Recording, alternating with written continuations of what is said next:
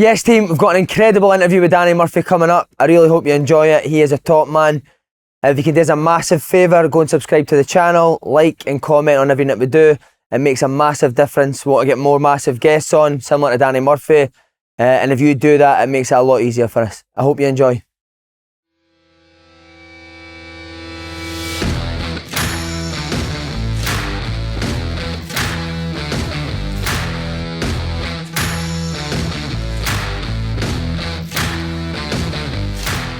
Yes, welcome to Danny Murphy! Hey! Go on, Danny boy! How are you, mate? Alright? I'm good. What a setup this is, by the way. It's nice, isn't it? You're doing alright, mate. Mate, the houses around here are beautiful. I used to have one of them till I got divorced.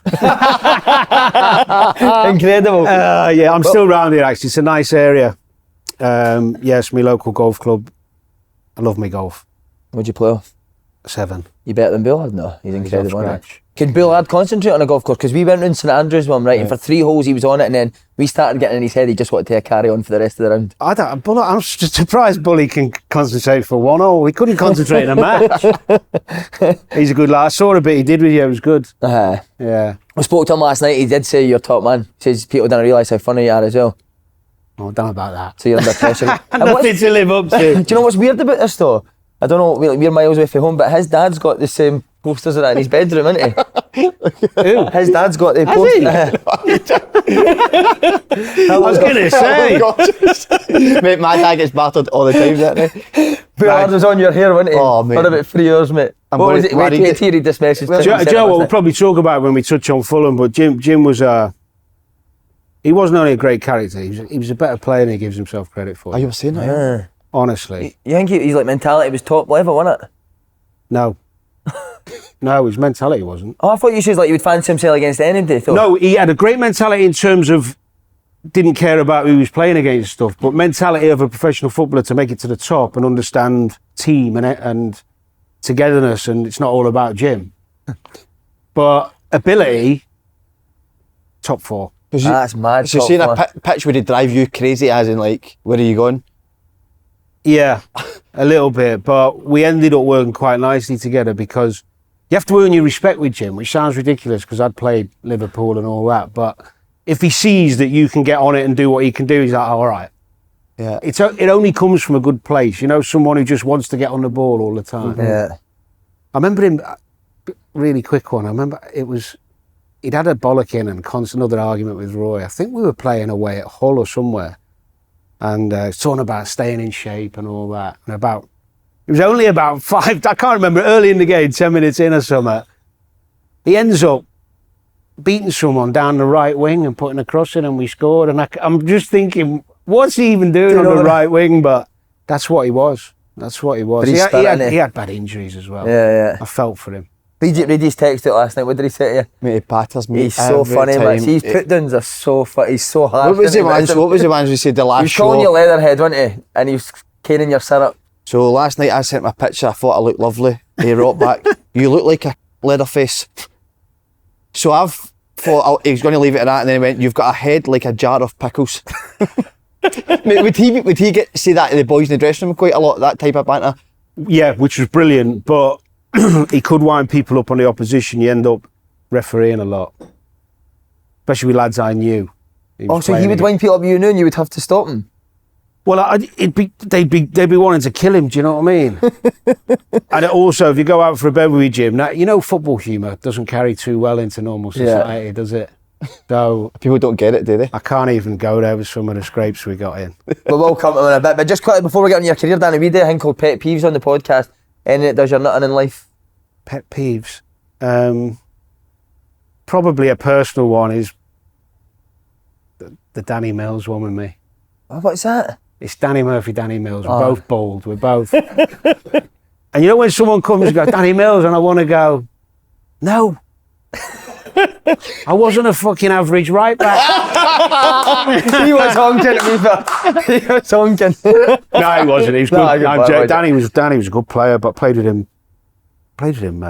since we were young, England youth team and that. But Danny was tough. But it's just, you know, when I don't know if you get it recognised for anyone else, but it's not one of my He gets it with batters, but Danny couldn't believe it. Look, Chadwick every time. And Les Battersby as well. Les Battersby was on Corrie. Chadders looks all right these days. He is looking on it, Les Battersby for Corrie. Yeah, a little bit. Younger version. Yeah. Anybody else that you can see yourself? Well, I had in the early days, I had a receding hairline early. So when I should have just gone early and took it all off, but I used to get it quite short, so I had this receding hairline. I had like a point. So I took it the right way because Zidane, I got a bit of Zidane for a while, but that was all right because he's a legend. Isn't he? And then fucking it got turned into Ray Reardon. Bit faddy, bit James McFadden about you. Yeah. I've heard that. Faddy, I got that recently. Yeah, Ray Reardon used to do my fucking nut. Big Ray Reardon. I was only about 25. Right, I think it's time to go. Have you got? No, just quickly because sorry. we want to get to know you as a person as well. His final dinner.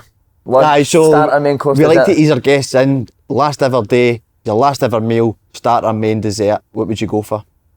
This will tell us if you've changed as a person. This tells us a lot as a person, doesn't it? Well, in answer to your question, I'd be the type of person I am. I wouldn't really be doing starters. No. But the main's always been easy. For my sounds a bit sentimental, but the meal of the week when I was a kid, because I was one of four, and my mum was on her own a lot of the time. She used to get paid on a Thursday. So Friday we'd always have steak and chips. Nice. Honestly, with some veg, broccoli or carrots or whatever. But nice big steak and just big fat home-cooked chips. And that's still my go-to now. Still love it. Dessert would be... Now my dessert's another pint. What's your favourite pint? Pint of what? Guinness? No, pint of lager. I like the Brewdog IPA stuff, but here, my golf club where I have most of my pints, probably Moretti. Oh, lovely. Nice. What did we have last night? I had a cracker last night. What was it? That was Pils. That was like an IPA what Danny's talking about. Beautiful. Have you ever had a pint of Tennants? Have you ever had a pint of Tennants? No, fucking hell. Drive you nuts. Mate, amazing Tennants. Yeah? I'll send you some up, mate. Send you cans I of was Tennants. told it's Tennant Super, no? Is that Tennant Super will blow your nut off, but... That was the one you used to see the alkies around the shops when you were a kid coming out with... His dad back in the pictures. His dad was in back in the pictures. So your ma brought you up? Just the 4 years with just No, your my mum? dad was around. Well, he was around. He left when I was about 7, but he was around. He used to come and watch me play and that. So it wasn't like I didn't have him. But yeah, she did most of it on her own. I was the youngest. It was. Do you know what? Having older brothers is so good. Did they play as well? Yeah, they didn't make it, but in terms of toughening you, my next one up was 3 years older. He was a good player, county level, and him and all his mates would play. So I'd go and play with them. So you just get tough quick. Yeah. I mean, don't get me wrong, you got to be good, ain't you? But in terms of getting used to getting kicked and all that stuff, it was. I think having older brothers helped. A lot of people say that, don't they? Uh-huh. An older brother definitely brings you in. Did you have an older brother? Aye, I was rotten, so it So didn't really matter. And so for did me I. then. I was fucking rotten as well, so it doesn't... There's no truth in it. So did you just go to Liverpool games together, you and your brothers? Liverpool fan growing up? So I was a Liverpool fan because of my dad. My dad, it's a bit complex, broken families, eh? My 3 brothers had a different dad to me. They had the same dad from my mum's first marriage. Right. And then my dad was a Liverpool fan. So I was a Liverpool fan, so I used to go with my old man. My next brother up was a Man U fan, funnily enough. Wow. So, yeah. Did you used to love that, going to football with your dad? Yeah, loved it. Who was the players then you would love to watch? Well, my first hero was Kenny. So I got to see Kenny just at the end. Wow. When he was... So my first ever game he'd have been playing, so that was 85. And then he was player manager, won 86 when they won the double. And then my next hero was John Barnes. Oh, what a player. Ah, what a bloke. Is he top man, huh? Ah. What's so good about him? Well, when I first went to Liverpool, my first day, we were doing some running and he said, "You're with me," type thing. So we were doing something like, it was just take you under his wing straight away? Yeah, but little things as well. Like he took me around to see a couple of places I was looking at on the Wirral where he lived. Redknapp was great like that as well. But even like stuff give you a video now and again and say, go and watch that, go out and watch that, come and let me know what you think. Because I think he could tell. Just make it clear it was a football video, huh? Mostly. Do you know him then?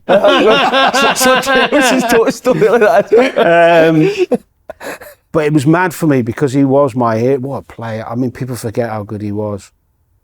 Do you know what, actually? I remember we used to have a pre-season game, Crewe Liverpool. And the last one I played in for Crewe played really well. And he said to me on that day, he said, it won't be long for you. And I was like, whoa. Yeah. What about Dalglish? What kind of, did you eventually go on to know Dalglish as well? Yeah. What kind of guy was he? So dry.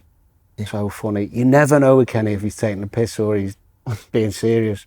And because I've got so much respect, I've told this story a million times. The best one I can tell you about Kenny, he was manager in Newcastle, and it was my last season at Crewe. There was a lot of speculation going on in the paper. Not that I was just playing, do you know what I mean? I didn't really overthink it. And he got the number. I was at my mum's at the time, staying at my mum's. And he called me up. I sat on the sofa and the phone goes. And he's like, is that Danny? I was like, yeah. He said, it's Kenny Dalglish. And you know when you just think, come on. Wow. And my mates are all jokers, do you know what I mean? And because Newcastle had been in the papers about wanting me, I couldn't comprehend it was him. So I told him where to go and put the phone down. Yeah. Did you phone back?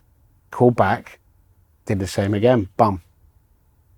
Fucking do one. You think I'm fucking stupid, bum. Phone down.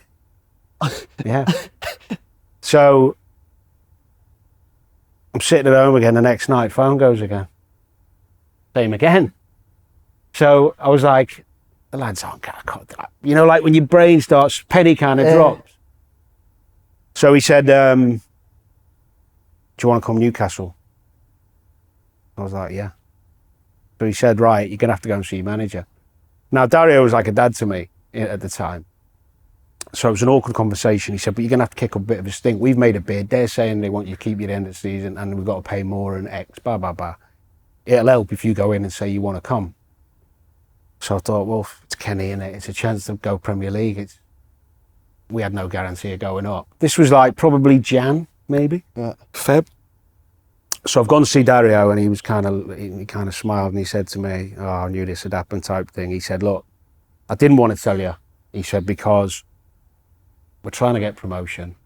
You're not going anywhere till the end of the season. And he said, and Liverpool want you. I was like, what? So he's like, we've already agreed the deal, really, with Liverpool, if you want to go there. I was like, or taking it all in. Roy Evans was manager. So the next day, you're not allowed to do this, but what's going to happen? I think I've said it before anyway. The next day, Dario got Roy Evans and Peter Robinson, the chief exec. I don't know if you remember him, the old chief exec. He was running Liverpool at the time, over to his house to talk to me. And then I had the job of phoning Kenny and telling him. What did he say? He's good as gold. Was he? Well, he got it, didn't he? Because he Liverpool, obviously. And he knew I was a Liverpool fan. And then, funnily enough, the next game, that season I was flying. I mean, flying. Couldn't have a bad game. Everything was going in. And the next game we played, I think it was Bristol City or someone at home. And so that would have been League One, 3. What would it have been back then? 3, wouldn't it, back then? And I knew Roy Evans was at the game and I was shit. Mate, I couldn't fucking get hold of the ball. I couldn't. Do you think that was because you knew he was early?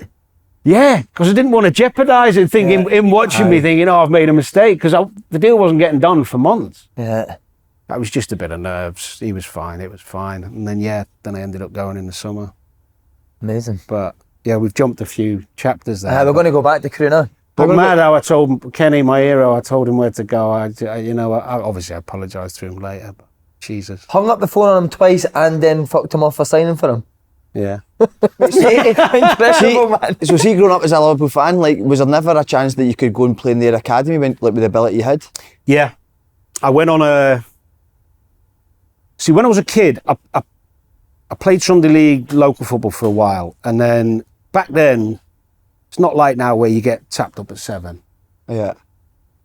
So I played district, Chester District Schools it was, and county, which was Cheshire, a year up. So I went for the trials, got in, but you get put forward through the school, and then when you start playing at district level, you get the scouts. So I started at Wrexham because it was 10 miles from Chester. A friend of the family worked there. My cousin was there. His dad used to take us, and it was all right. It was good fun. Do you know what I mean? They were lower leagues, but it was decent. Anyway, then I got asked. I did a couple of weeks at Liverpool, couple of Liverpool trials. I did a week at Villa, did a week at Sheffield Wednesday. These were coming in kind of the school holidays. You go down for a week. And, so I was trying out these different.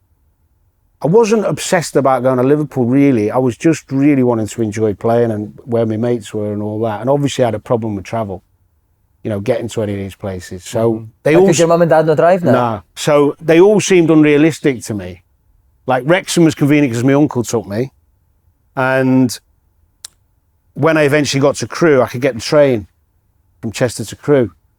So I got in, all of them. They all invited me back. All of them said, yep, we want you, blah, blah, blah. And ironically, there was a guy called Alex Gibson who was a coach at Man U, and I was doing another week course in the holidays, school holidays. And he come up to me, I hadn't signed anywhere. And he said, you got to come Man United. And I really liked him, he was a good coach, I got on with him, and I was like, yeah. So he said, give me your details and all that, blah, blah, blah, blah, blah. And then a couple of weeks later, he called me. He hadn't called, and I thought, that's a bit weird. Anyway, he called me, and he changed jobs. He went from Man U to Crewe. So he was like, I know I said Man U, but I want you to come to Crewe. It's about like, fucking top, But you got to remember, back then, word travelled fast, and I was playing against good lads, year up as well. And everyone used to say, oh, the Crewe lads, Crewe teams are special. So I was like, I'll go along. And I went along, and it was like something I'd never done before. The training was, I'd never done anything like that before. Because he's renowned for that grade, like developing young players. What was it about the coaching? Was he before his time? It was, the simplest way to explain it would be they kind of nicked the Ajax model. Right. Early. Wow. In this country. Everything was individual with the ball. And I was like around these lads who could do things with the ball, and I was like, oh my God, these are serious players. Now, when you get into the game, it's a bit different. You start showing your own. Mm. But they were talented, and they were like good lads, but on it. It wasn't a jolly up. Yeah. It was the first time it got serious, but still enjoying it. When do you start training with the first team? You made your debut at 16. So I was going to play Crewe reserve football on Saturday morning against United 18, which was their third team in effect, against Butty and Beck. Did you beat them? We used to give them a good game. We had some good players, Crewe. We had some. Did you know then they were going to go in? Yeah. Even Neville? No. Beck stood out. Scholes stood out. Butty, yeah. Funnily enough, Phil. It's a weird one. Phil, I played England schoolboys with Phil. Right. And Phil was a good player. Was he, huh? Really athletic, really strong, could play anywhere. And when you're younger and you're good, you rarely come up against people that give you a problem. It's like, right, you've got to get me the ball and I'll win as the game. And that was kind of how and then you go through the levels, and we played Greater Manchester one night, some non-league stadium somewhere, for Cheshire, own age. And most games I was doing well, scoring. And Phil marked me man to man. Didn't get kicked. Is he the busiest guy ever? I was like, who is this lad? Yeah. That was before I played with him at England. Mm-hmm. But when you go level, because Phil, obviously at Manchester, he left, didn't he, go Everton? He still had a good career at Man U, but he was better than people think. How much were you on when you first signed for Crewe? Do you remember? First pro contract, so I was YTS, same as everyone else, get your expenses and try and nick a few quid on them. Skint, living at my old days. My first pro contract I was on 200 quid a week, and I got I think it was £5,000 signing on or 10. It was in 2.5 grand segments. Right. It would have been 10 because it was a 4-year deal. Right.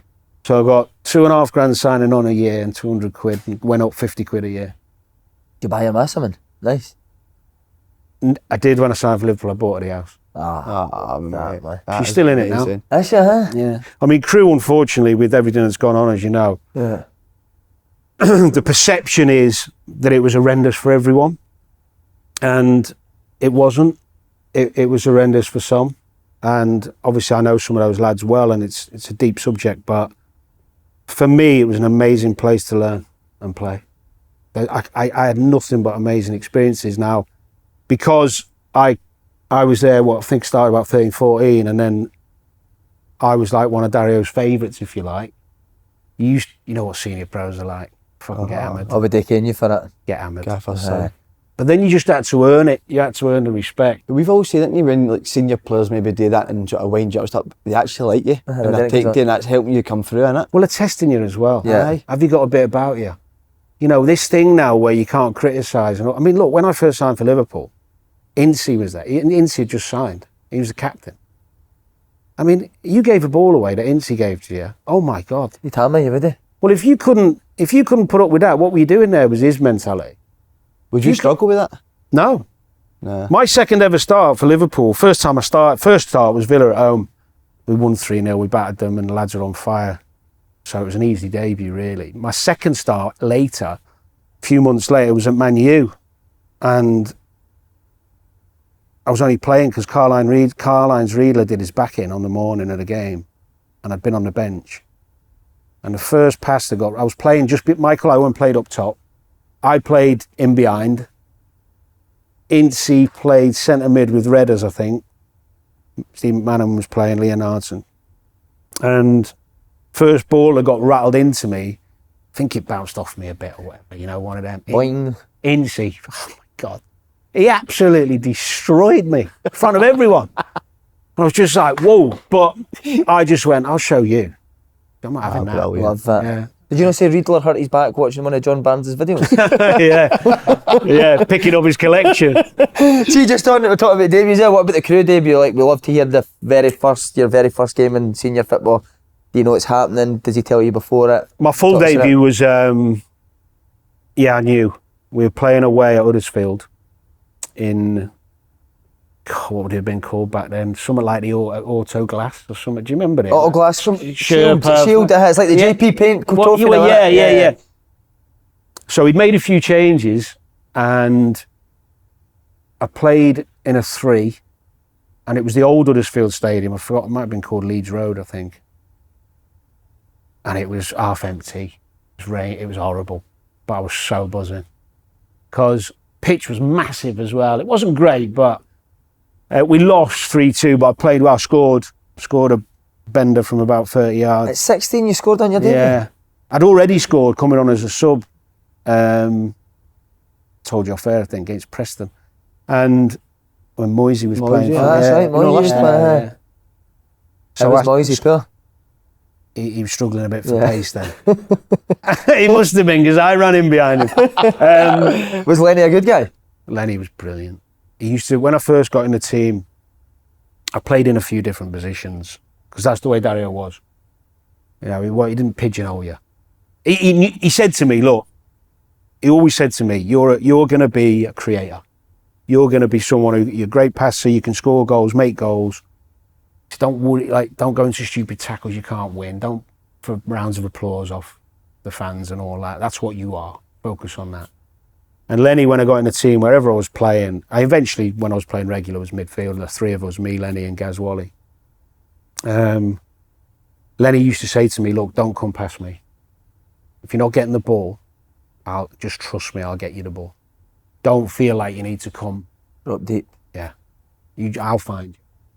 And Lenny it was like he was, I know he had a real bad back problem when he left Man City because we took him from City, I think, because they let him go. But it was just like he was building himself back up to have another crack at it. It was too easy for him. I mean, he wasn't the most athletic lad in the world, obviously, Lenny, as you know, but it was too easy for him. He was a super player. And Robbie Savage, did he come for Man United? How was he? Shyness. Sav, I love Sav. You know what? He, I don't know if you know this, but he played, when they won the Youth Cup at Man U, him and Giggs were up front. He was a forward. Was he? Sav, yeah. So when he came to Crewe, he was a centre forward. Quite slow though, wasn't he? Zah? Yeah. Technically very good. Is he, huh? Yeah. 2-footed. Understands the game. You know, like where to move to, where his touch was good, good finish. Great engine. Unbelievable. Ended up in midfield for Leicester, didn't he, with Muzzy and Neil Lennon. So he come and he played his first probably 6 months as a striker, maybe longer. But on the first day, talking about shyness, so turns out he's got these beads on, you know, like people used to wear those silly beads around their neck and all, I don't know. Whatever. His dad wears them somewhere else. Yeah. So he turns up and we do the bleep test, you know, pre-season. No. So we did the doggies and then the bleep or whatever. And Sav says, "Oh, it's a piece of piss, the bleep test." He said, I'll piss this. And I was like, all right. Anyway, off they go. We go. You know, they start dropping out, level 12, 13. And it gets to level, I think it was like 15 and a half, 16. And there's 2 of them left. And the other one's blowing and Sav's just, and on the last bit in front of all the boys, like Sav does the last bit backwards, like that. On his first day? Yeah. And the lads are like, who is this? But the lads loved him. Did they? Yeah, because his banter was brilliant. And the one thing about him, for his little bit of flashness and his nice cars and his clobber, it didn't matter where he played, what position, he left everything out there. Always. Aye, he did, didn't he? And he ended up, that season, I felt for him, the season we got promoted to the Championship, he played nearly all the games in midfield. And he fell out about contract and didn't get to play the final at Wembley. And I felt for him. That was harsh. A lad called Phil Charnock played instead of him. But that season, me, Sav and Gaz Wally were the midfield. And playing with those two was easy for me. I just played ahead of them. Yeah. Did you get promoted? Yeah. And then, see, at that point, did you not think, I want to stay because we've just got promotion? Well, the thing was, the Championship was going to be a huge effort for Crewe. They did end up staying there for about 4 or 5 years, but I knew it was going to be tough. I'd done 4 years. You know, I'd done 4 seasons. We'd had 1 promotion, and I didn't play that much when I was 16. I'm in and out. We got promoted from the old league, Division 4. The next 2 seasons, we got done in the playoffs twice. But the season I finished, the last season I played, I was playing so well. I couldn't. Yeah. I had to go. Oh, yeah. I ended up. I ended up having. It was a nice way to finish because we won the playoff final at Wembley. Then I went to the World Youth Cup in Malaysia with England, and then come back and sign for Liverpool. But at the time, I must have been doing something right, because I remember Dario saying, because they put it was a $1.5 million fee back then, totaling 3 with England appearances and all that. And 9 of the Premier League clubs matched it. Wow. So I must have had a good season. Wow. That's what he said to me. Yeah, he said, I've got 9 bids for you. Do you know what other clubs were? Obviously, you mentioned Newcastle. Do you know any of that? Tottenham was the only other one, because everyone advised me, I don't know why really, but you listen to older people, and they said to me, look, don't just sign for Liverpool, at least speak to one other. So I thought, well, I'll go and speak to one down south and just get a feel. Who was the Tottenham manager? Jerry Francis. Good guy. Nice guy. He had the mullet, didn't he? Yeah. Yeah. Don't know how it is. I actually got on the train from London, went straight to Liverpool. I was walking. And signed, after that meeting, you went straight to Liverpool and signed? Yeah, I walking around a pitch with Roy Evans, and we were chatting for ages about, I used to stand there and sit there and remember this game and that game. And Roy Evans is proper Liverpool, old school. And he said, should we go and get this contract done? And I was like, yep. I didn't even know what it was. Wow. I didn't even know how much. How was your dad when you signed for Liverpool? Stoned.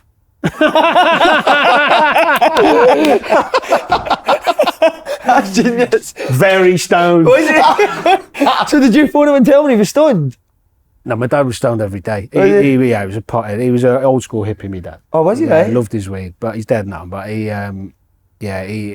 he would have gone out and bought an extra special chunk. My dad was so chilled. He was never one of them dads, you're amazing, you're the best, you're shit.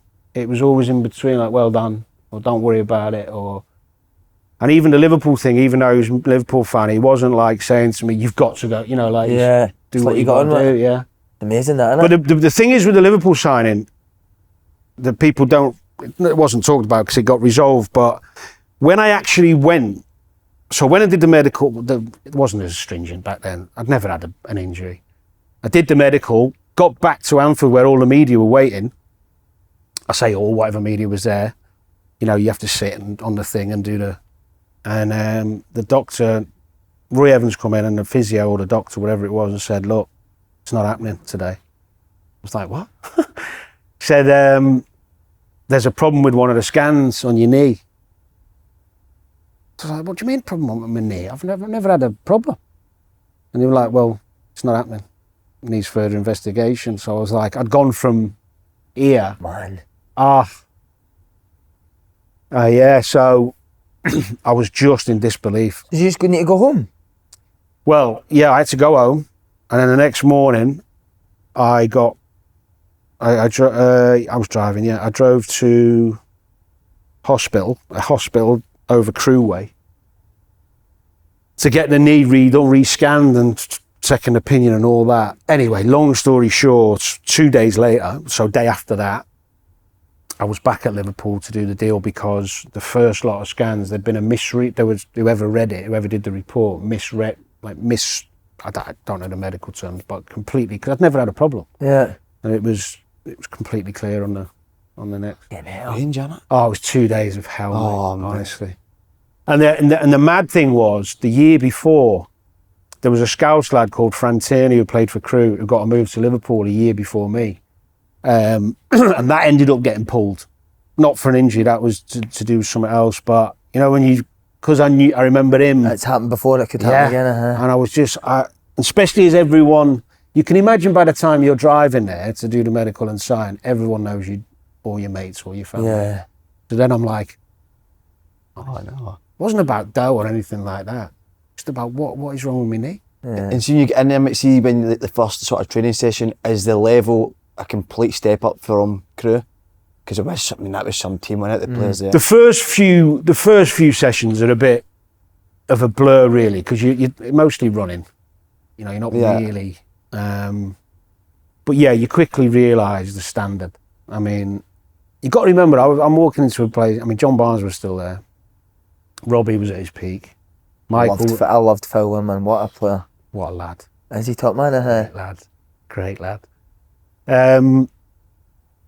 Yeah, the levels were really, it was so sharp. Everything was done like, and that was even at a time when, that went up the longer I got there, because obviously Houllier came in, the intensity of the training changed a bit because it was old school Liverpool training, but initially I think I was just on a crest of a wave, just enjoying it. But yeah, you quickly realise you're not. Mm-hmm. Who stood out straight away? Digger was, Barnes was he, huh? Yeah. And he'd been obviously older at that time. And the other one, probably the standout, was Steve McManaman. Was he, he is incredible, but does he just blow you away? It's just this amazing, it's like the ball was stuck to his feet, and even when you get after him, he's like tall and gangly and all that. And he doesn't, when people say people look good on the eye, he like the kind of the way he moved wasn't aesthetically pleasing. Yeah. But he had end product. So you think, he's lost it. Then he'd find a pass, or he'd know when to dribble and when to pass. And he obviously left after a year to go to Madrid, but I could see why. He was. See, when you said Fowler was some guy, in what way? Well, he was. Oh, Jesus. Robbie was brilliant with us, younger lads, which I didn't expect. I know he wasn't old himself, but he was a superstar, do you know what I mean? I'd been watching him for a few years before. And banter all the time, but would help you as well. I remember Robbie, I had a Seat Ibiza, I paid about $4,000 for it, right? And I thought, well, you know, don't get flash. The car's all right. And then I'd played a few games and was in the squad on the bench a lot first season. And somewhere in that first season, I remember him pulling me and saying, you know, look, you can get a new car, you know. You look like a bit of a scruff in that. But don't go mad. Don't go mad. Just like upgrade a little bit, get yourself something after you deserve it. Do you know what I mean? But that type of guidance. But also, I'll tell a quick story on Rob, and this sums him up really. He'd invited us out for a night out, and that in itself, like, involving you. Do you know what Amazing, I mean? mate. Me, Cara, a few of the other boys. There was probably 5 or 6. I can't remember exactly. Stevie wasn't quite involved then. And we ended up back at Robbie's penthouse at Albert Dock. I think, I can't be sure on this, but I'm pretty sure his missus at the time, Kerry, great girl, I think she was pregnant with his first. But he still invited us back to his after. Even though most misses would be like, you know, she was cool, she was all right. Anyway, back then, wet behind the ears, you know, I didn't know anything was going where, yeah, I was just loving it. So we get back there, we're all bevied. And this penthouse to me felt like castle. It probably wasn't, but it did to what I was used to. And there was doors everywhere leading off everywhere, you know, and I was sozzled. And I needed a piss. You're laughing, you don't even know where this is going.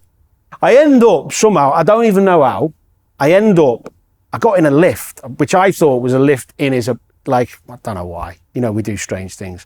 So I end up in the car park behind, well, at the bottom of his apartment, like, there's a big security door, and the car park is like ring fenced by these fences that you can't get in. It's super secure, nice development. So I'm out there in my bare feet. I've got trousers on and a top, and I'm realising that this big door that's just closed, I can't get back in. Can't get back in. It's pissing down. So I'm thinking, I can't climb over these steel iron sharp bars because I could kill myself. I've got nothing on my feet. It's pissing down. There's no intercom because you're in the back. It's like a secure car park. It felt like I was there for 20 minutes. I was probably there for 10. And I thought, well, I've got no choice. There's no wind. I can't see anyone, and it wasn't like normal apartments that you might think where somebody's window's there you can knock on. Yeah, It was a secure thing. So this door had a reinforced bit of glass in the middle, like a circular bit of glass. And I took my belt off and wrapped it around my thing, and I was banging this thing, just trying to get back in, because I thought I'd be there all night. I was panicking. And I was sozzled. So you still busting for a piss? I would have the piss. Oh, right. Yeah. Probably on someone's car. So It's like Manaman's car. now, as I'm doing this, banging it. It's chipping away at it, but I didn't know at the time. These fragments of glass were firing onto these cars, and all the cars in there were nice as well. So, bang, bang. Anyway, long story short, end up some security fella takes me to, comes and opens the door, gets me in, takes me to reception. He's going to call the police. So, I'm waiting on the police coming, and then I see Robbie come out of the lift, walking towards the reception with a big smile on his face, just laughing his head off. I said, Rob, what are you laughing for? I think the police are coming. He went, the police aren't coming. He said, because he knew the security phone, or like he told him to say do that. So the fucker had been watching me on CCTV. They'd seen that I'd gone in the wrong, all the boys had been watching me on the CCTV in his house, struggling, smashing at this window. And to be fair to Rob, the type of lad he was, I can't remember on the amount, but obviously, you know, the cars that got damaged and that, he paid it? Yeah. Oh, what a hero. Mate, that's I was incredible. obsessed with Fowler, mate. See, he's finished with his left foot. Was it incredible? Do you know the other thing as well? His right foot was a joke. What was it? Yeah. He's the best. I know this sounds mad. He's the best right-footed left footer I've ever seen. So you know left footers? No, Yeah. I know exactly. He's always left in it. Yeah. And he could lead. The problem was with injuries with Rob as well. He done his knee in first year, second year I was there, and then after that it wasn't quite the same. Did you prefer Fowler to Owen? Did you? Fowler was more my sort of player than I loved Owen. Owen was a Owen was like a poacher, wasn't he? Whereas Fowler would score worldies, mate. No, but I surely don't the think Owen, Cole's ever scored a worldie, has he? Aye, Yeah, it's got a few. World Cup one. I know that, but I'm talking Fowler. He could He hit dribble them past for, like- people. Yeah. He could go past By, people. Yeah. Mate, so what was your first when you first see Michael? And is it just like blows you away? Well, I saw Michael at his absolute best, and it was a frightening, his pace and his confidence and his calmness in front of the goal. Was he in the first team when you went there? Just got in. Just got in, right? Yeah. He scored his first goal the end of that season before I joined. So my first season, Michael started. He was playing. And he played with Robbie sometimes.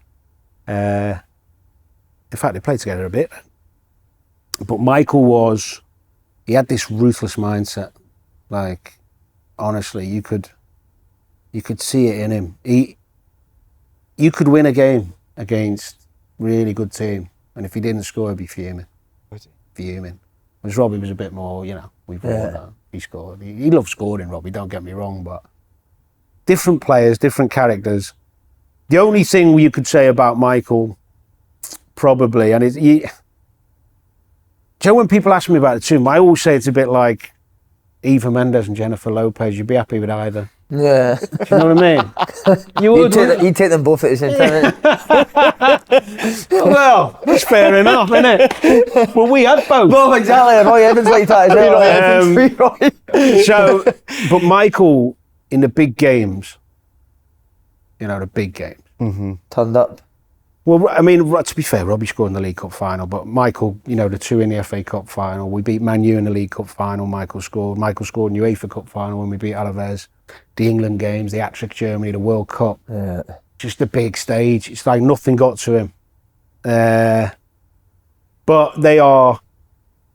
In fact, I think, didn't they recently they both spoke individually, didn't they, both saying they think they're better than Better each other. Yeah. Robbie Fowler said He gets a bad rep for being like a boring guy. Is he like that? Who? Michael Owen. No, he's got a bit... No, you got to get to know Michael. Right. He's good. He's funny. Is Good he a funny guy, character. is he? Yeah. He's not as extrovert as Robbie. Robbie is... You can't help but love Robbie. He's warm with everyone. Like, he's just that way. He's outgoing. Yeah. Michael, I think probably because at 17, he was world famous, 18, he had to become a little bit more, because everywhere he went, he couldn't, you can't be warm to everyone when you never get a minute to yourself. But yeah, they are different people, but they've both got their character. Who do you prefer? You've not put your neck on the line. I'm going to go Owen. At the best, I think at the best it's a difficult one. Who's the best young player you've ever, on first impression, like, oh my God, he's the best I've seen? Gerrard? There was an obvious wow with Gerrard, yeah. I mean, I remember the kid at Tottenham, a Delta Rap, coming, and he did things that was like, oh my goodness. He's a genius, isn't he? Yeah. That was a bit of a different wow. But Stevie was... he just grew into this monster of a footballer. But see his first session with the first team, is he like bossing it on his first session, or does it take him a while? I wouldn't say bossing it, but he was comfortable and he was brave. He'd get after people, rattle people, and he wouldn't care. Stevie, I was talking to you about this before, Stevie had a mentality that Rooney had it. Maybe it's a bit of a Scouse thing, actually, but the best players have it. It's not just a Scouse thing, but a lot of the young Scouse players do seem to have a freedom in the way they play, and I don't care. Mm-hmm. They've got that character that goes, I don't care who I'm up against, don't care what you've done. I remember we played Arsenal away, and Stevie was, he was a bit more established then. I've jumped forward a year, maybe 2 years maybe. I'm playing Arsenal away at Highbury, and they had, then it was Vieira, Petit. Mm-hmm. And Stevie, Houllier loved a meeting. He'd have a meeting about a meeting. Mm-hmm. And he'd always go through that. I think I was playing right mid, and Ashley, you got to be careful on the give and goes, bring him in. And he'd do it in fragments before the game, a couple of hours before. And the lads would be, go on.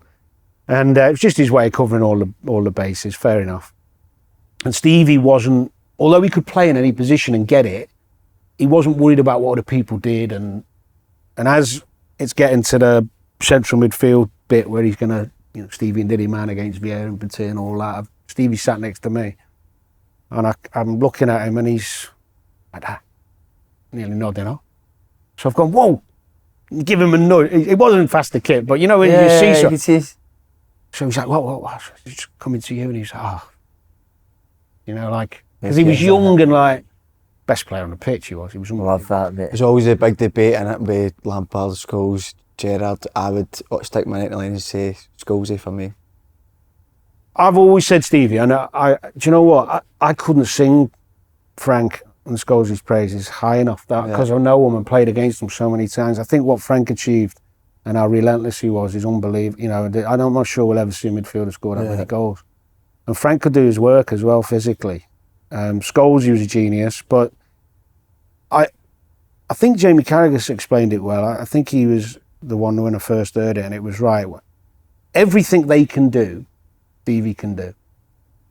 So Stevie can sit in and dictate and play round corners and spray it about. Stevie could be like he was when he played in the Frank role when Torres was there, Mascherano, Alonso. He'd get 20, 25 goals he got that season, whatever he got. He could play that role. You know, even had a Stevie, even people forget this under Rafa because he was fuming about it. He had a season at right midfield. Yeah. Where he scored over 20 goals from there and had a ridiculous number of assists. And when he first got in the Liverpool team, Stevie, for about 5-6 games, he was right back. And they were talking about him being an England right back. Wow. Because he's so quick, he can cross it, he can pass.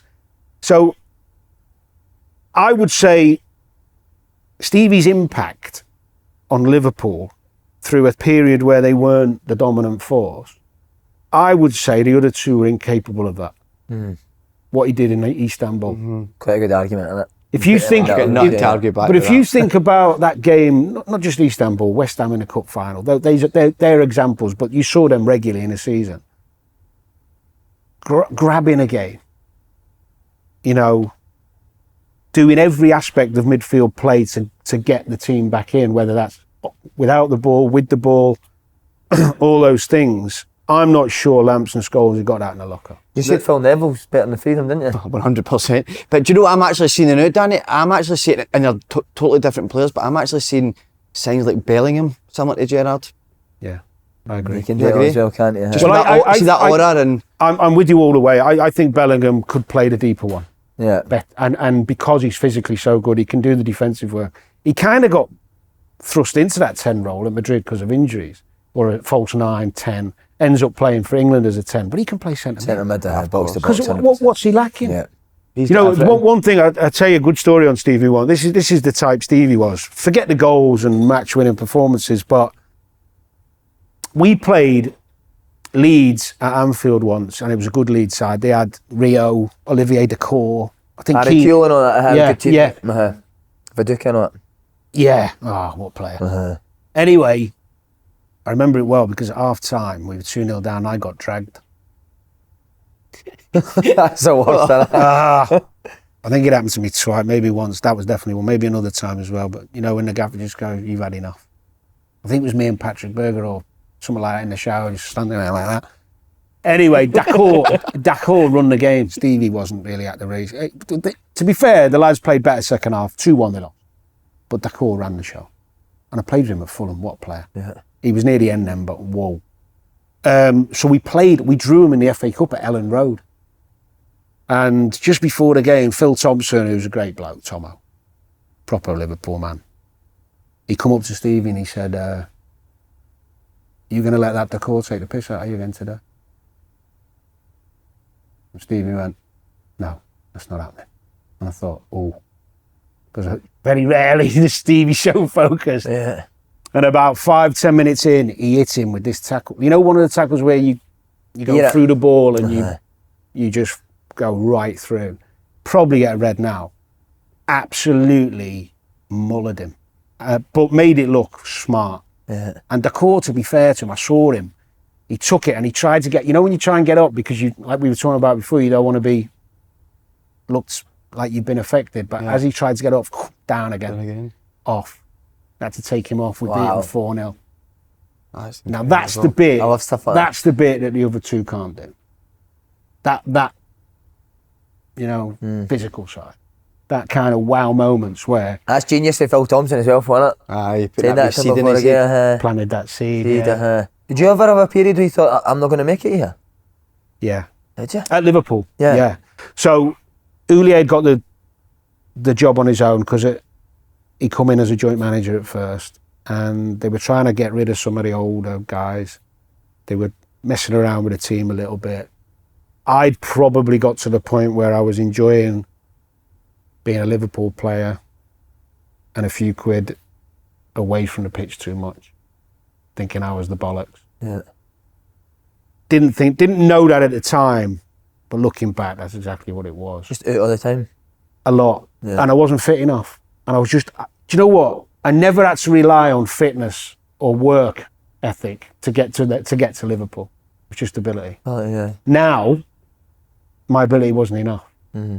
So I got bombed a little bit. And then at one point in the season, he pulled me in and he said, look, Crewe want you on loan. And I didn't know at the time, and I've sold this before, but it was a clever bit. I could have gone to Ipswich on loan, who were top of the Championship with George Burley. And I thought to myself then, look, I'm not near the first team at Liverpool. There's a chance I'm going to have to leave here. And actually going to Ipswich, who were coming up, even if I play well there on loan, maybe another Prem club will take me. I believed, because I'd been around Liverpool, I'd played some games and I knew I was decent. Maybe I wasn't going to be good enough for Liverpool, but I still thought I was a Premier League player. I didn't see myself dropping down. So when he said, look, you can go to Crewe on loan, they were rock bottom of the Championship. And I was like, but Ipswich want me. He said, I know they do, but you're not going there. You're either going there or you're staying here. I said, but I'm not going to play here. He said, I know. I was like, all right. So I went to Crewe and we stayed up, played well, and got fitter, got a bit stronger. And when he pulled me at the end of the season for a meeting, he said to me, if you'd have said no to going back on loan to Crewe, you were done. Wow. He said, I know you've got the ability. He said, I wanted to see if you've got the appetite. He said, and now, he said, I want you to stay, but you've got to promise me that you change your lifestyle and you do everything I say. I was like, whoa, that's it. So I moved from Chester, where I'm from, to the Wirral in the sticks a little bit. Did that within a couple of months. And then basically went back early pre-season and I was, Animal. well, I was pushed. It wasn't all on me, but I was there to be pushed. So he said, you're coming back in early. In fact, Robbie came in early with me, to be fair. Went in early, was doing extra work, extra sessions. And then season started and I still wasn't starting, but I felt good. Yeah. And he just said, bear with me. And we got to about 4 or 5 weeks in, maybe a bit longer, 6, 7, 8 weeks. And I was in and around it, but I was thinking, you know what, I've done everything I can. And then he put me in. And then that was kind of it. Then I started.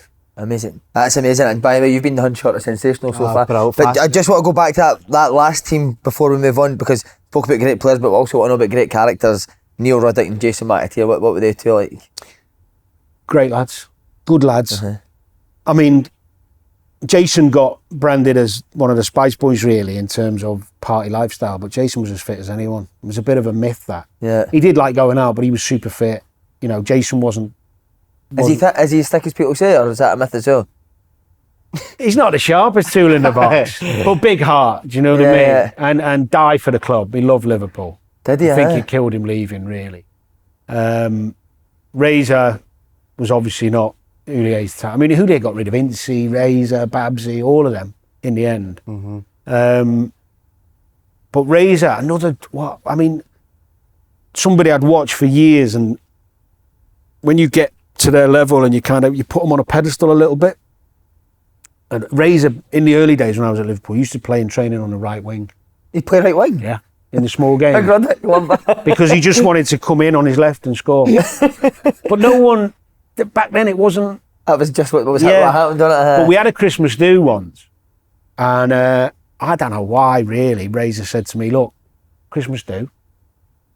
I think we had to go in the morning for a bit of training, the lads who hadn't played maybe. And he said, bring your gear.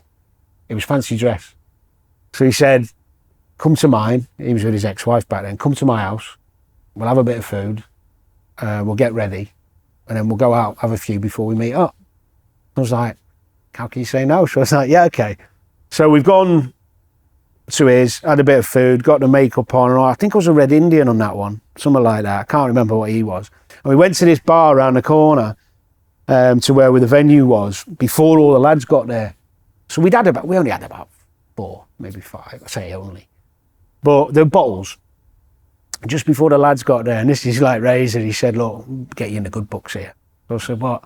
So he got the fella to go in the bin with all the bottles, and he put all the empties like on the bar, so it looked like we'd had about 12 each. So when the lads come in, they're like, you're on one.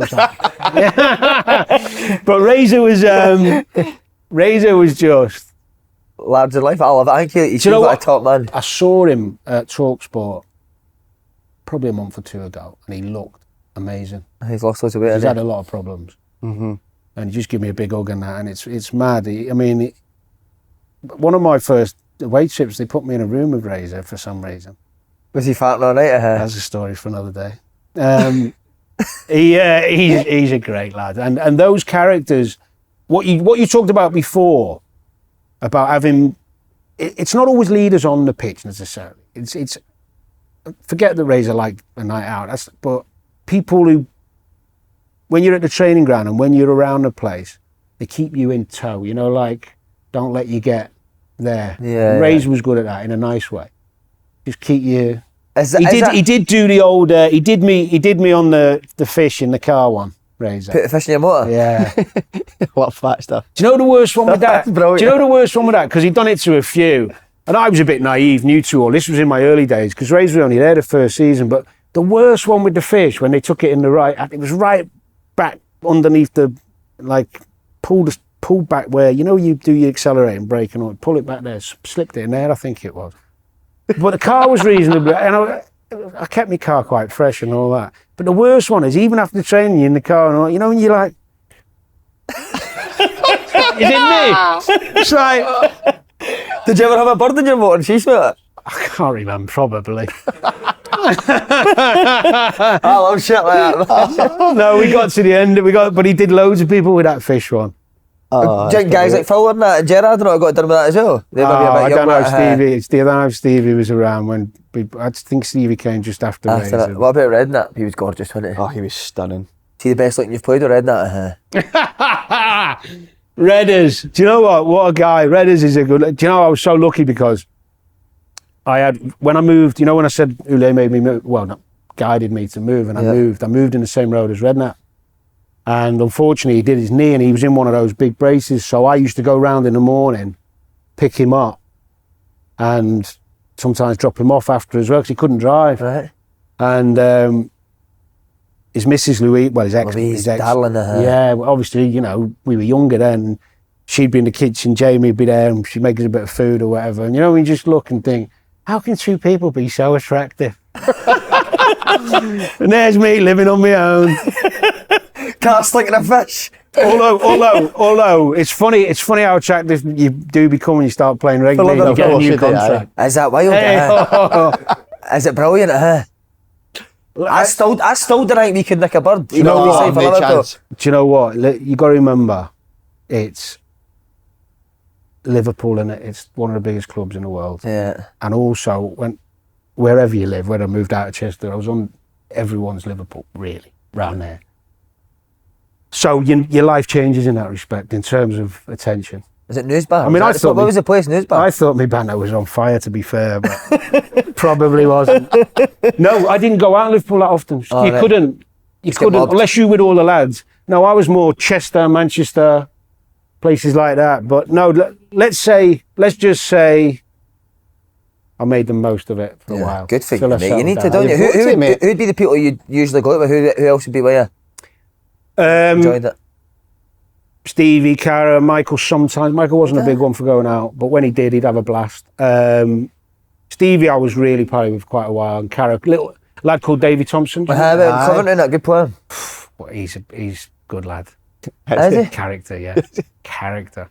Any stories for us? You'd love him. No, not. Do you know what? Just just one of those, a bit like Bully, a bit like Bullard, that always infectious, energetic energy, you know. Emotional, that's the reason. He didn't leave Liverpool because of his ability, Tomo. He left it because he kept arguing with Udo and getting sent off. Just lose it. Good on a night out as well. See, we talked about Houllier. Did you like Houllier then? Did you think it was a good thing when he came? Well, when he came, Change everything. There was a lot of resistance to change because stopping, even on pre-season tours, trying to stop nights out and paroling the corridors and stuff like that, and madness going on. The Houllier would? Well, and his staff. How would the boys take to that? Not well. No way. No. Imagine Houllier going about with his boxers and a torch. Oh, do you know what? There was a few. Torch on his head. I remember being in one room with a couple of the boys and some company, and Did you the door? one of his staff come in and was fuming and was like going mental, and we were like, oh shit. But in answer to the question, when he got the job on his own and he started changing things and bringing in different types, the training changed, the mentality changed, we were starting to get success. It was the best thing that could have ever happened for me. Because if that didn't happen for me, I probably wouldn't have made it at Liverpool. And I told you before, talent does ultimately get you where you need to go, but you've got to add a bit of hard work. You know, you don't have to.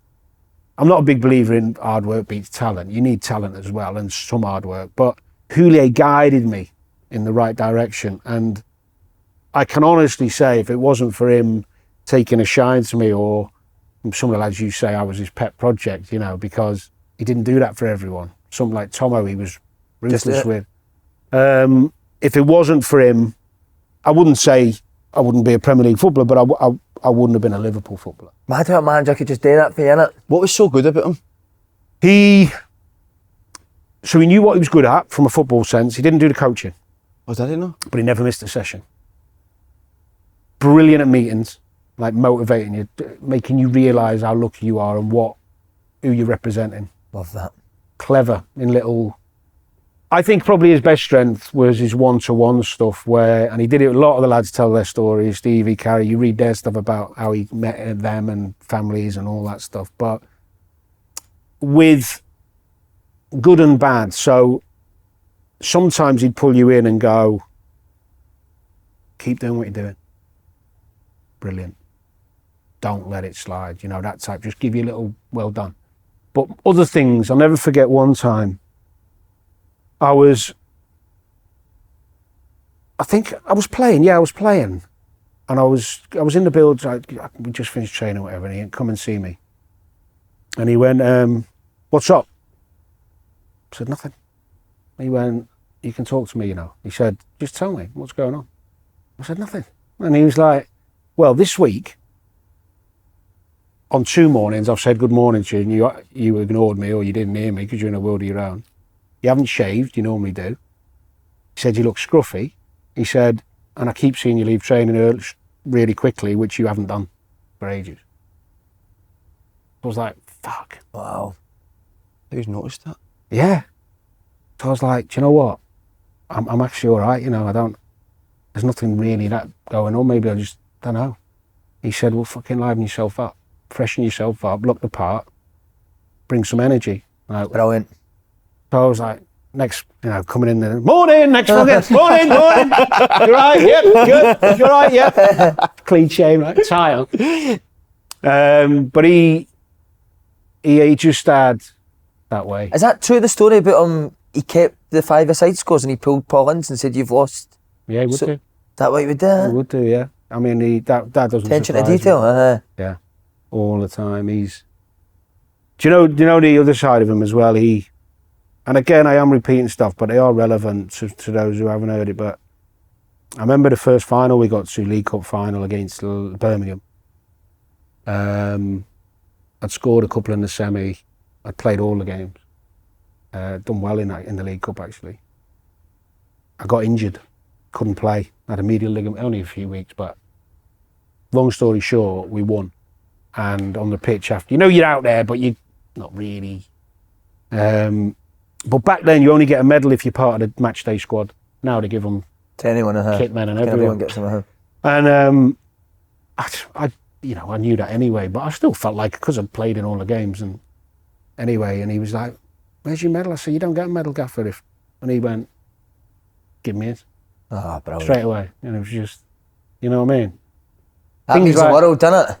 It just sums him up a bit. You know, like, it shows you that side to him. I mean, there'll be other players who'll sit here and tell you negative things about him, and he's been ruthless and so. But to manager, you've got to be both, haven't you? Would he be ruthless at times? Yeah. Did he get rid of, like, see the senior players we were talking previously, did he get rid of a lot of them when he first came in? Not first came in, but, well, I'll tell you his ruthless side. So me and him were like that. I could go to him with anything, right? And he pulled me and Stevie just before the season started. I'd had a really good season, and Stevie was flying. And he said to us, "Well done last season, you know, keep going, like, don't let it slip." I was like, "All right, anyway." Just carried a week or two in, he pulled me, and he went, "Look, I've told you once, you're dropping. You're in the comfort zone." He used to talk about the comfort zone. He said, "You've had a great season, but you haven't made it." He said, "And if you keep dropping, I'll leave you out." I was a bit like, "God, what's he on about?" Like, he's always right, but I didn't feel like I was doing anything wrong. Do you know what I mean? Anyway, played the next game, we lost. I thought I did all right, but I obviously didn't. And we had another game a couple of days later, Blackburn away. Travelled to the game, did the meeting, flipped it over, wasn't even on the bench. Wow. Didn't even tell me. I was like, you know, I was like looking around thinking, is this a joke? So obviously my head, I'm fuming, but it's match day. I get how he is. You can't start questioning him on match day. You'd just be told to go. So I went to see him, and he was like, "I warned you. I told you twice. I'm not telling you the third time." He said, "So you're going to have to change to get back in." He said, "You're going to have to run around like headless chicken and show everyone that you want to get back in." He said, "You know you're good in it. Like, you've done that. You need to go back like that." But then they won the next 5. I was running around in training like headless chicken, and they just kept winning. But he got me back in. Would he be the type, would he keep his criticism for individual, or would he criticise you in front of a group? He was the best I have ever seen at being ready for anyone who come at him. So individually you'd get it, no problem. But you'd always leave an individual meeting kind of done. He'd let you exhaust what you wanted to say, and then you'd be all right. He'd convince you. Yeah. But when I say he was the best in group meetings, not just on the psychology issue, but if he come in on a Monday and he wanted to, you could tell the times he was going to go for it. He'd plan everything meticulously. 6 or 7 you were going to get it, right? And when he come for you, the normal thing, you know this, you get a bit defensive. You want to pipe up, don't you? Yeah. But if you pipe up, he's coming for you with not just, like, you know, the stats. He'd come at you with stats. Aye. Come at you, you know, like, it could be anything. Could be not even goals and all. It could be running stats. It could be all your info from training. Yeah. It could be things about coming in scruffy late, and then he'd get the backup from the other staff who he had primed. So he might go bam, bam, bam, bam, bam, and then one of the others go. And when you did the weight session with me, the other, you toss that off and blah blah blah, and then the manager would go, "Yeah, see, it's like, I know." And so in the end, because he was so good at it, when he come in and you knew it was a shit show, it was going to be naughty, basically the lads would go, "Shut the fuck up. Take it on the chin." We need to talk about the treble winning season. Was that your favourite time at Liverpool, mate? Yeah, because we had lots of success. I mean, being at Liverpool full stop was just incredible for me. The treble winning year was brilliant for a couple of reasons. Obviously winning trophies, the club you love, in front of the fans, contributing in that as well, scoring goals, playing in the big games makes a difference. You're not just sat watching. Yeah. But the group of the lads was quality. You know, me and Stevie, Karen, Michael, Robbie, Gary, Matt, we were all really close. You know, there was a real, even the foreign boys were good. There wasn't really anyone who was pissing anyone off. There was always someone who thought I should be playing ahead of him, but he was brilliant at rotating that season. You know, like giving you little rest here and there and making sure, because he wouldn't drop you, because he'd say, He might leave you out for a game and say, I want you ready for Barca on Wednesday. And it's like, I'm not going to argue then, am I? Yeah. I'm on the bench at Ellen Road, but we've got Barca because we had that many games. But the lads were really good. And the thing with it, the only thing, when you win one trophy and you celebrate it, it's amazing, yeah? Because when you're winning them that regularly, when we won the 3, especially the FA Cup, then the UEFA, so close. When I look back, I think, I wish they'd been more spread out. It's great to have on your CV, we had the treble, of course. Yeah. But actually, taking it all in, because we couldn't celebrate the cup final win. Because you had the next cup. We were playing midweek. Yeah. Do you know what I mean? And then we won the UEFA Cup, mad game, 5-4 Alaves. That was probably the best. That was amazing, that game. That was probably a moment where, it stays clear with me, we won on golden goal. And we were on the pitch, and it was in Dortmund, and there was probably 60,000 Liverpool fans, 50 maybe. And everyone was singing You'll Never Walk Alone, and we were all arm in arm. I know some of the foreign boys don't know it, but, like Stevie, Karen, and all that. And that moment where that's 3 trophies, like we're here together, and it was like Anfield in Dortmund. Dortmund's quite similar kind of, you just think, this is happening to me here. This is like, take it in. And then, even then, we finished that game, right? And the lads were like, we had Charlton away on the weekend, and we had to win to get in the top 4. But after the FA Cup final? Yeah. You couldn't even have a... So we had a couple. We had a couple, and it was like... So we went to Charlton. Did Fowler score the overhead kick? Yeah. Remember it? Great knowledge, man. Well, I luckily, do you know what? A few of us, I think, was it me? A few of us started on the bench. And I came on half time. And I had a pretty hefty bet with Stevie that year on who get the most goals. I mean, why was I betting with Steven Gerrard? Gerrard with goals.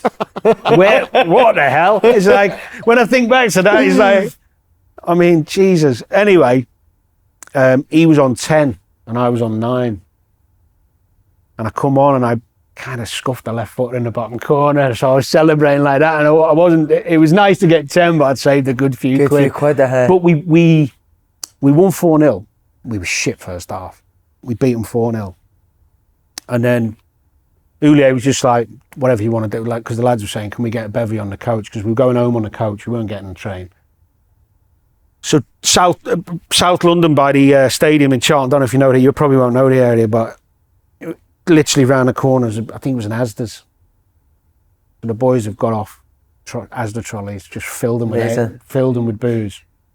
Like, people go, what's going on here? Like, all the Liverpool players, trolleys of ale to the coach, got on the coach, got on it, got the tunes on all the way back up, and then we had a night out in Liverpool. Would Houllier get on it as well on the bus? Would he have a few bits? No, he was on the bus, but he wouldn't get involved. He'd maybe have a glass, I don't know. Right, that UEFA Cup was unbelievable. That run was incredible, and then even the final as well with the Well, we thought we'd won it. We were 3-1 up in the final, and we took off. Because we didn't think they were as good as they were.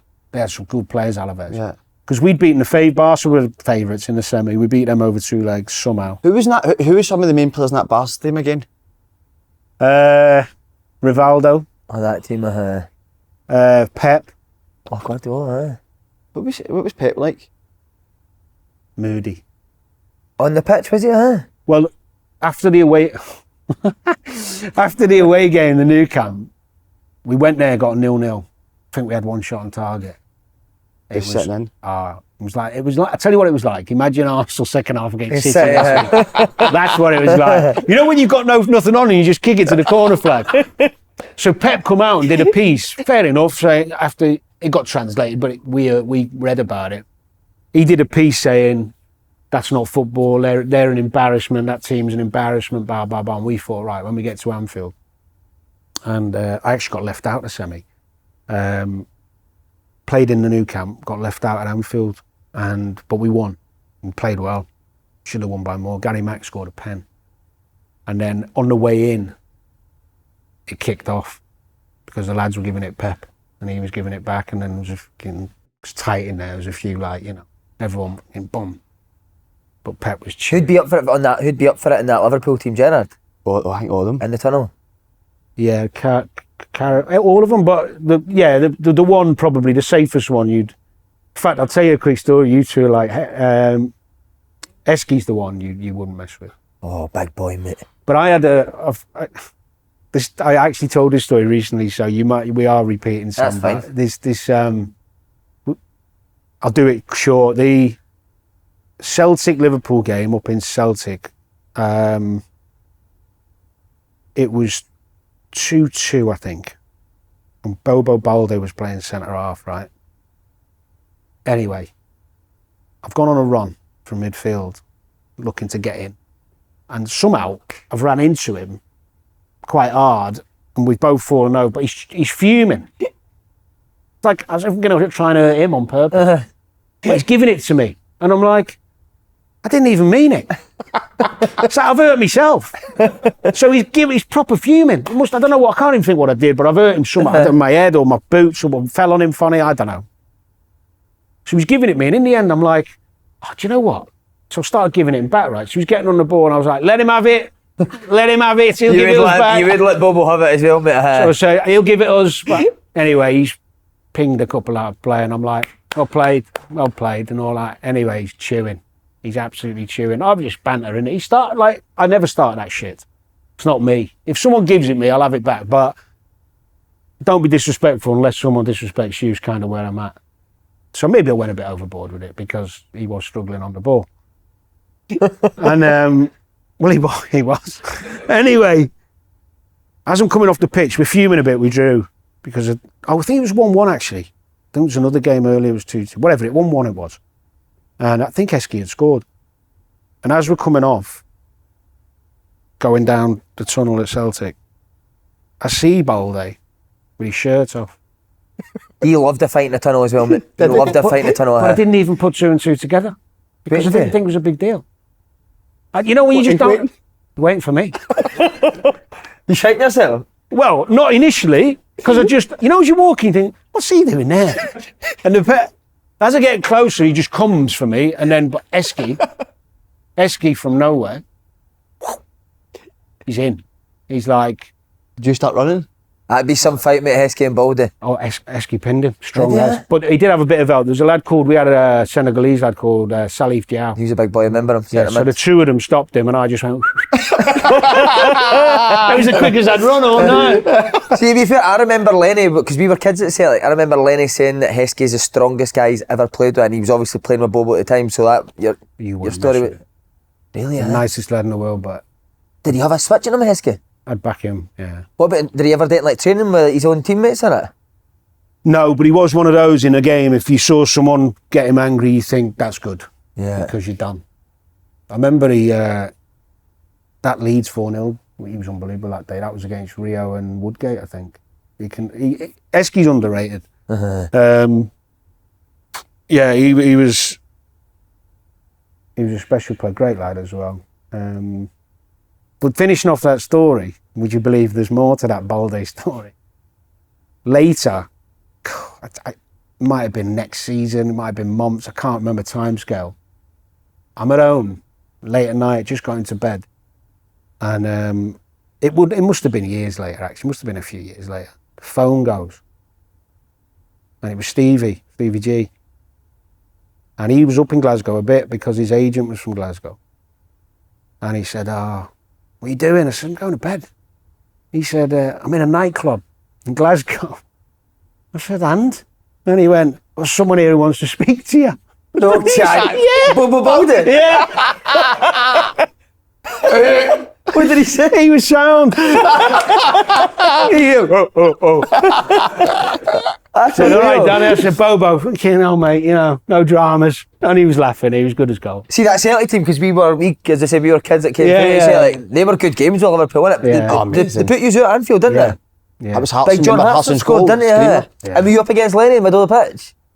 Did Lenny play? Did he? Lenny would have played in that team, wouldn't he? Probably, yeah. Alan Thompson. Tom played with him. Yeah. You enjoyed playing at Celtic Park? Yeah, I did. Amazing. Good, innit? Amazing. Do you know what was mad? I can't think it was up top. It might have been Sutton and Larson or someone like that. I think Larson definitely, but or maybe Sutton and Hartson. Hartson maybe, Maybe them two big boys. And we've done loads of work on, look, they're going to, early on in the game, they're going to go, bum, flick-ons and all that. If we stop that and then you get 2 minutes in, bam, flick, bam, goal. 1-0 down. Like, we'd worked on it. Couldn't stop it, could you? They were a handful with 2 minutes. That was some team, that Celtic team, they'll win it. Was there an incident in that game where you spat in a Celtic fan? Yeah. Would you see in the dressing room that? Would you? Like, it didn't come out really. We'd heard a little, but it wasn't a big deal until later. All right. What was he like, Jeff? Strange. He was fine when he got there. You know, he was quite fun. He wasn't really a goal scorer. He ended up playing on the right. Yeah. And he had a bit, you know, he's strong and could keep the ball for you, but he wasn't really a Liverpool player. And he did have attitude at times, and he fell out with Stevie early. But would Gerrard just pull him up for acting like not working hard enough, or what would it be? He's just, it's more that silly comments of, you know, fucking people off when you try and have a pop at him, or you try and speak to, you know, he's a bit dismissive, and that causes, then it goes off then. He actually, I'll never forget, I was all right with him to a degree, and then one day he didn't talk to me, and I was like, what's wrong? And he just ignored me. And I was like, why are you not talking to me? And he just ignored me. So that went on for about 3 or 4 weeks, and I thought, I didn't know why. And then we went out for a night out, all the lads, because we'd had a bevy, we ended up having a chat, and he said, that I said something about him. He heard it. I went over to the bench when he was on the bench and said something about him, which I didn't. He completely misheard something. You know, because the language thing. Yeah. Because why would I be talking about him when he sat there? And it was at Newcastle, I think. So he accepted that I hadn't said that, and we were fine. But I was like, he haven't spoke to me for a month over something I didn't say. Strange, man. He was a bit mad, yeah. Another thing that I wanted to ask you about, because I'm obsessed with this guy as well, Nicholas Anelka. Oh. Because everyone says that he should have been I know he played for all the top clubs, but he should have been one of the best players in the world. Would you go on with it? He was frightening. Was he? Yeah, he turned up when everyone was talking about, you know, people. Some people say arrogant attitude and all that. It was good as gold. Never dictated playing. We had Michael, Emile. I don't know if Robbie was still there. Probably not. Can't remember the first game or two, but I think one of his first starts was Newcastle at home, and he tore them apart, and we were like, oh my God. And he never wore studs, even when it was pissing down, little rubbers. And he still had that speed. His dad wears little rubbers, but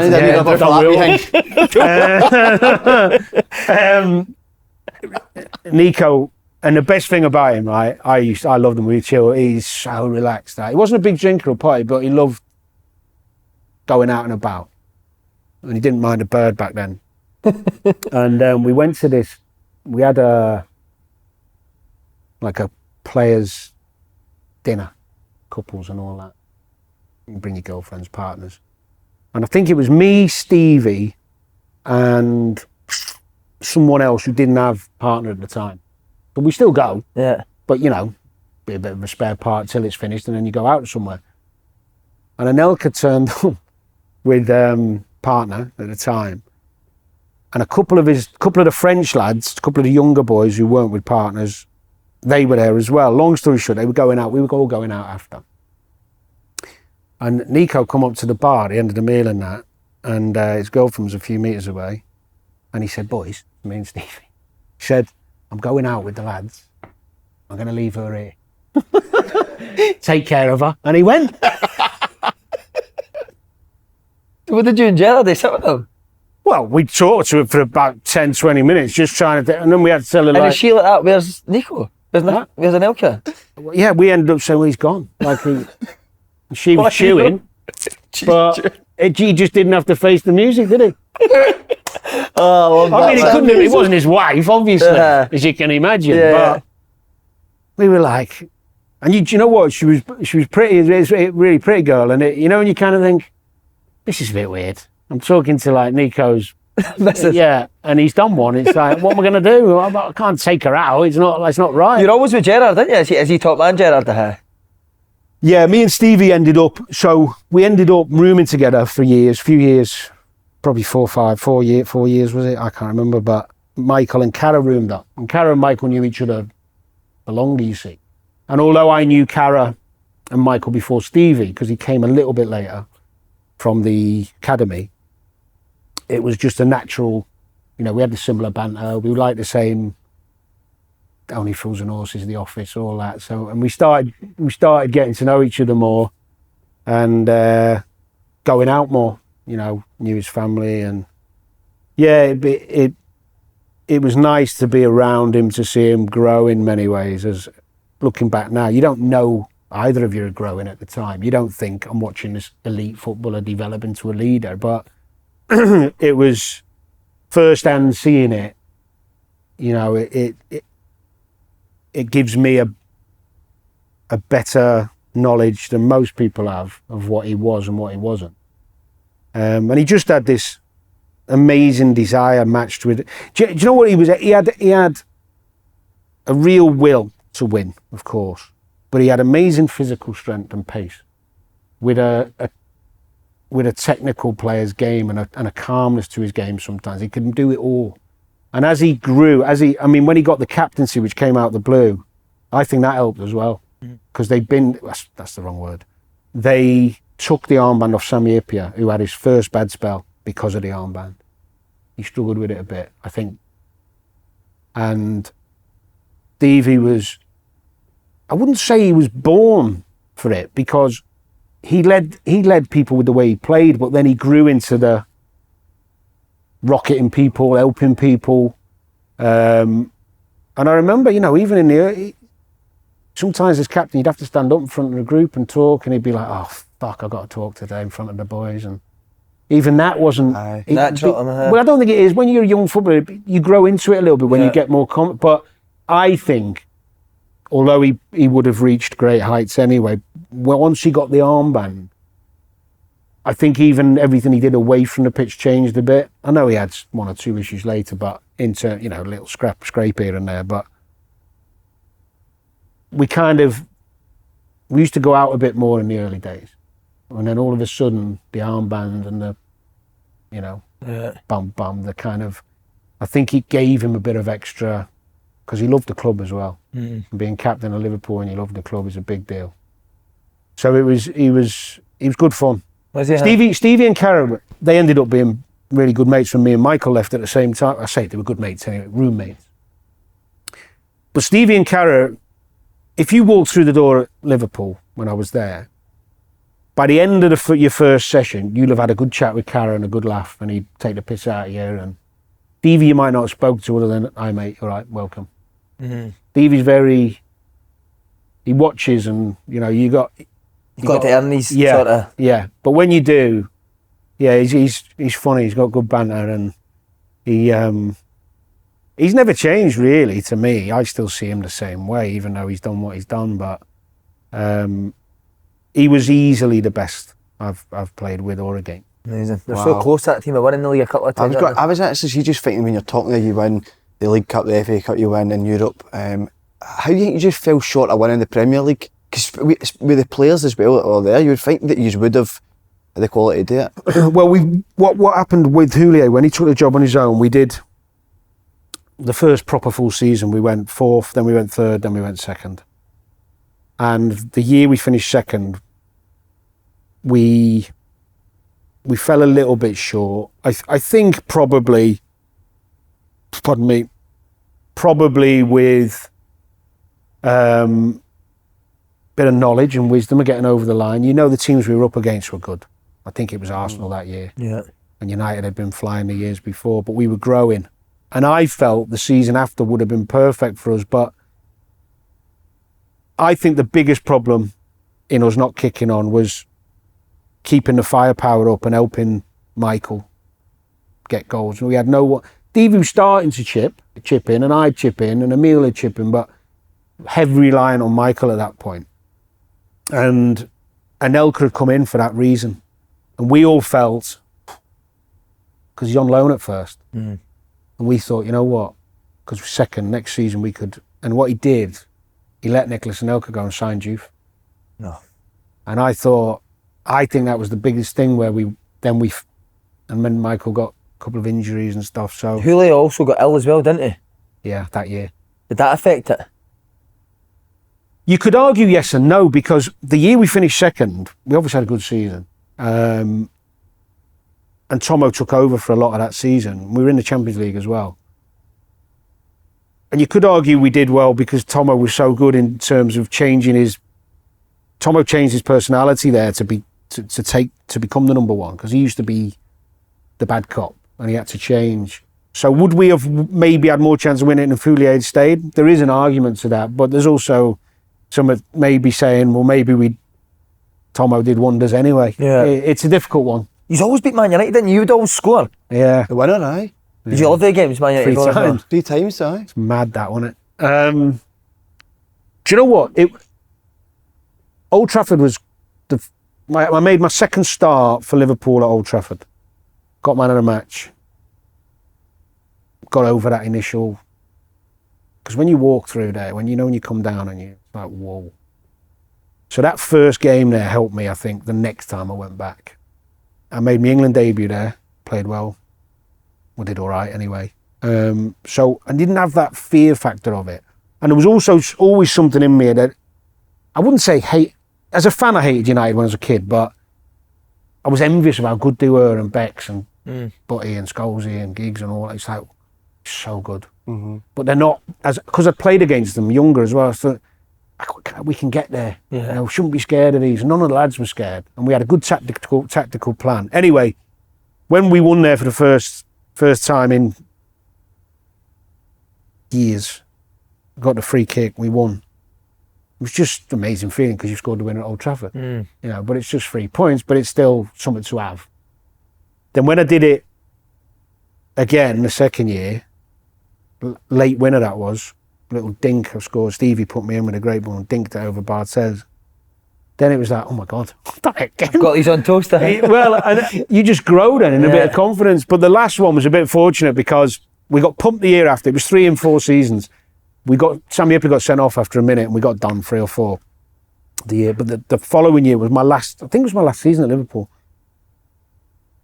Michael Owen was on pens, always. Didn't matter if he missed 20, Houllier would still let him have pens, which wound me up. And Michael, I think, had missed 3 out of his last 6. So we're at Old Trafford, before the game, team sheet goes up, manager always, like, he's on pens, he's on corners, blah, blah, blah, blah, blah. So you don't have any of this. And Michael was on pens, and I was like, oh. Why isn't me? I hadn't missed one at that point. I hadn't taken many, but I hadn't missed one. And it was the only time ever in my whole Liverpool career, and this is why I remember it. And I asked Michael about this recently, and he said, oh, I don't remember. So Stevie, second half, got in, penalty. Neville brought him down. And I can't remember what minute, it was mid to late second half. Michael picked up the ball, threw it to me. I was like, I think that was. Well, he'd missed a few, and he probably just for once in his life thought, actually, maybe, I wouldn't say he bottled it. He probably just for the better thinking, do you know what? And would Houllier minded that he'd done that? Or would that have done his nothing? Too late, and I've got it in my hands. I'd shit my pants if that happened to me, would you? Oh, he just chucks you the ball. You don't I'll get just chuck time. it to somebody else. You don't get, just move out of the way. Imagine that everyone just flinging the ball at each other. Can you take it? No, but you know what I always used to think with pens? It's like, what's the worst that can happen? If you miss, you're still in the same position. That's true, huh? And actually, if you can pass the ball well, you shouldn't really miss. Got to be a hell of a save. The reason I say lucky was twofold. One, Michael gave me the pen. And 2, that, one of those, so I went to the keeper's left. But the one where you just lean back a bit, went right in the top bin. You never mean to put them in the top bin. It wasn't, I say just under the top bin. And just played it cool as if, yeah, no problem. And the lads were like, whoa. Oh. Mate, would you ever have any run-ins with like Keane, Scholes or that in the games where they proper heated? Yeah. Words were said. I mean, I was quite respectful of those boys because I think as soon as you start getting into arguments with players like that, they're just going to crucify you anyway. Yeah. Mm-hmm. But yeah, there was a few. I mean, Stevie rattled into a few of them a few times and then you just back him up. Yeah, I wouldn't be the instigator. Although Roy Keane was on something with Cara and Gary recently where he brought me up and had a pop at me about something, which made me laugh really because he was talking about me giving it at a game at Old Trafford or something, and I don't know if he's got mistaken identity or... Danny Mills. Maybe, yeah, good shout. That's what it was. Definitely. But when you think, who's going to remember an argument with Roy Keane and me more? Yeah. Me. I'm going to remember it because it's Roy Keane, who's a ledge, Yeah. top player. And I didn't really. The only words I think I ever spoke to him was once when we were getting pumped in when we had 10 men. That game I told you about, and I rattled into him.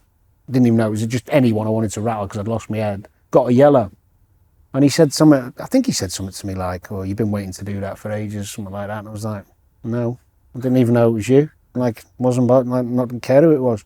That's the only words I've ever said to him. When he was digging me out on this big live audio, I was thinking maybe it must have been Danny Mills. What about Ferguson? Did he ever? Because you scored against his team all the time. Did he ever give you a bit of Ferguson? No, he. I saw him it was at a charity event in London years later, and we were standing outside in the morning in this hotel, and I walked out and he was there, and he looked at me and said, "Oh, don't you talk to me." And I was like, "Oh, sorry," and he's like, "Oh, you were a pest, weren't you?" And we were chatting, and he didn't say it quite that nicely, but you know what I mean. Uh-huh. And funnily enough, it was, you always in awe of Fergie, what a manager. But he actually, that conversation I always remember because we were just chatting away, and I think I was probably finished at that point. And I remember we were talking about Stevie G, and he said he's the one player I wished I could have had. Yeah. Incredible. Do you remember when Neville stuck the fingers up at the Liverpool fans? That was pathetic, wasn't it? That was pathetic when Neville did that. Shaking his head. See, I just wanted to actually see when you won the treble, we talked about that night. Was your dad there? Yeah. Your dad was there in the crowd? Yeah. Amazing. Was he stoned in? Good chance. I mean, he wouldn't have been the only one, let me tell you that. And then did you stay in up on top bus to Liverpool? Yeah. Oh, it's amazing. It's a dream. Man. That was incredible, yeah. Have you got a favourite day game as a Liverpool player? Is it that? As a Liverpool player? I think what I explained earlier when that Alaves one, but the only thing a little bit that matched it maybe was, doesn't sound like a big deal, but we beat United in the League Cup final at Cardiff when Wembley was getting redone. And at that point, United were here. We were struggling a bit, and we were completely written off for that final. And we beat them, played well. Keeper made a couple of good saves, but we played well. Michael scored, Stevie scored. I had a good game and all. And they had, when you think, because they were going for Champions League and Premier League, and there was a lot of talk they were going to rest a few. And then we saw the team was like, oh no. They had Giggsy on the left, they had Keane and Veron, Beckham, Scholes behind Van Nistelrooy. Wow. That's incredible. And when you're looking at the team, and I think we'd lost at Birmingham the weekend before or something like that. And the lads were going, we're going to have to be up for this, boys. That feeling, I think the roof was closed and the fans hate each other. Yeah. You know what it's like. That was a special day. Amazing. That's incredible. And then Houllier leaving and Benitez coming in. How did the boys take that? Houllier leaving, were they gutted? I was. I think a few of them were, yeah. But I think a few were ready for it. When there's always a mixed feeling, isn't there? I think. Because there'll be some players who are on the edges who think I've got a new chance. Some players thinking, this is bad because the new manager, if you're playing right now, who like me, he likes me. You're devastated, obviously, huh? If you're playing, yeah. So it was a mix, but it was kind of, because of the way the season finished, it was inevitable. We knew it was coming. And then Benitez comes in. Yeah. Can you remember his sort of first talk with the players?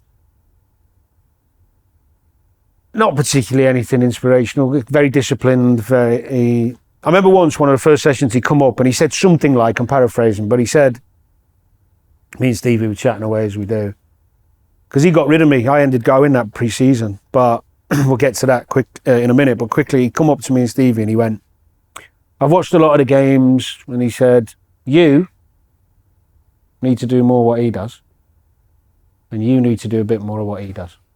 And walked off. Perfect. But actually what he meant, and he explained it later, what he meant was that Stevie sometimes just goes mad and goes where he wants to impact the game, and actually just be a bit more tactically aware, play your position, which is what I could do. And not that Stevie couldn't, but that's what Benitez's perception was. Yeah. But when Benitez was saying to me he needs to do more of what he does, it's like, well, of course, yeah, you mean smash people, win matches, score great goals and run about. No, he meant, maybe don't be so disciplined and just do a bit more, impact the game or whatever. But that's the type of messaging he did. So for example, I hated Rafa for getting rid of me. And he made it clear I wasn't going to play and all that. And I should have stayed. I regret going. I should have just dug in and stayed. But even in the 6 weeks I was with him, I could see why he had success. This is how we're going to play. This is how we're going to defend. And he'd make things really... So he said to me once, I was playing right mid in a 4-4-1-1 or 4-4-2. And he said, what are you going to do when a right back gets the ball? I said, well, I'll either try and get it short so I can get on it and get playing, like come to feet and get it. The fullback's really, if I'm in a wide end, he's tight, I'm going to spin just for the team. I don't really want it in behind for a race, but I'll do it. I said, or I'll be going inside to try and get it off the forward in those little pockets where I can get some goals and get... I said, that's enough. 3, fine, done. You're done. And then he went on to the next one. Just trying to get everyone to be really... Don't complicate things. This is what you told me you're going to do. Your options. Yeah. So when do you know that he's not having you? It was a strange one because initially I didn't do too. I didn't get back that fit.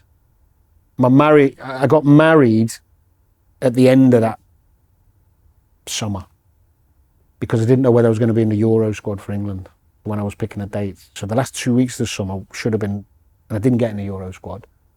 So my partying came at the end a little bit. So I was a little bit down on fitness, which he pulled me on a little bit, and he wasn't best pleased with it. But I was like, so working to get fitter. So that was probably a bad start. Right.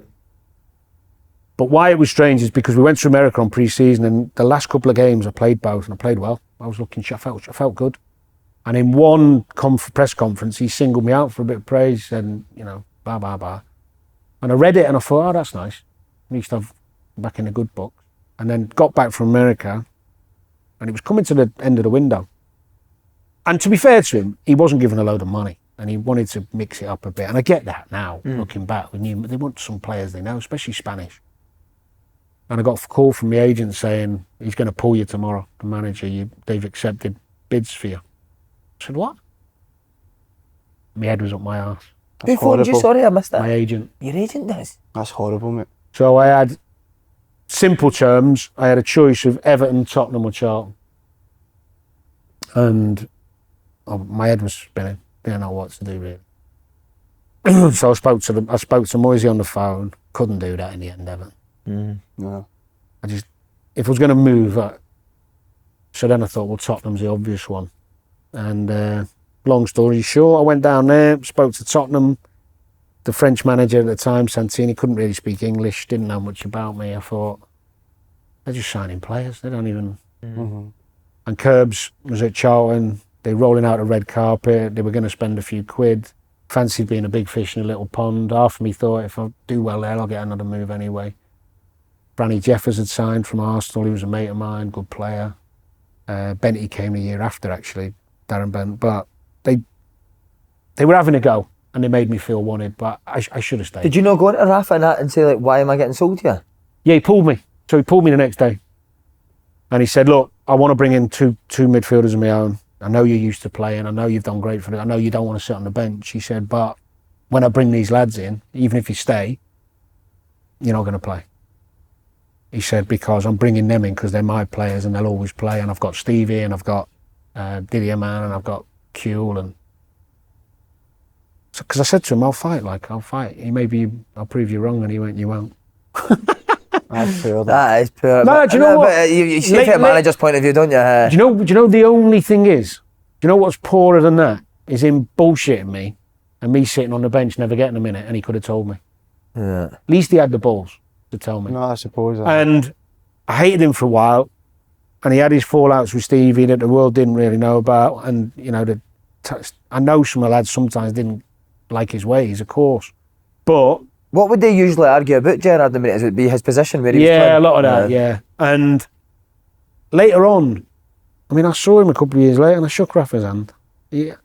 You've got to think above yourself in the end, because in the moment, I remember like sobbing to myself thinking, what do I do here? I don't want to go. Literally didn't want to go. But actually, would you get that emotional, huh? Yeah.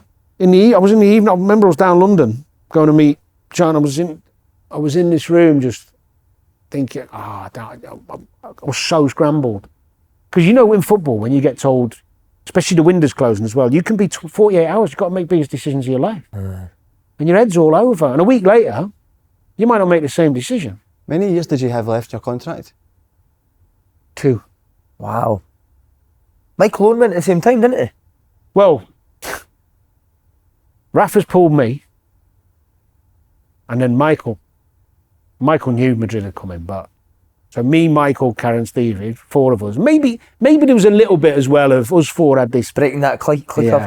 A little bit, I think. It was quite strong, and he'd already seen a couple of examples on pre-season tour of that. Maybe there was a bit of that. Anyway, me and Michael we're all in the shower, the 4 of us, and I went. Rafa's in the shower with us. Wish he was. I'd have sparred it'd be the boys you'd try. Spanish boys. So I said to the boys, I think I'm going to Tottenham.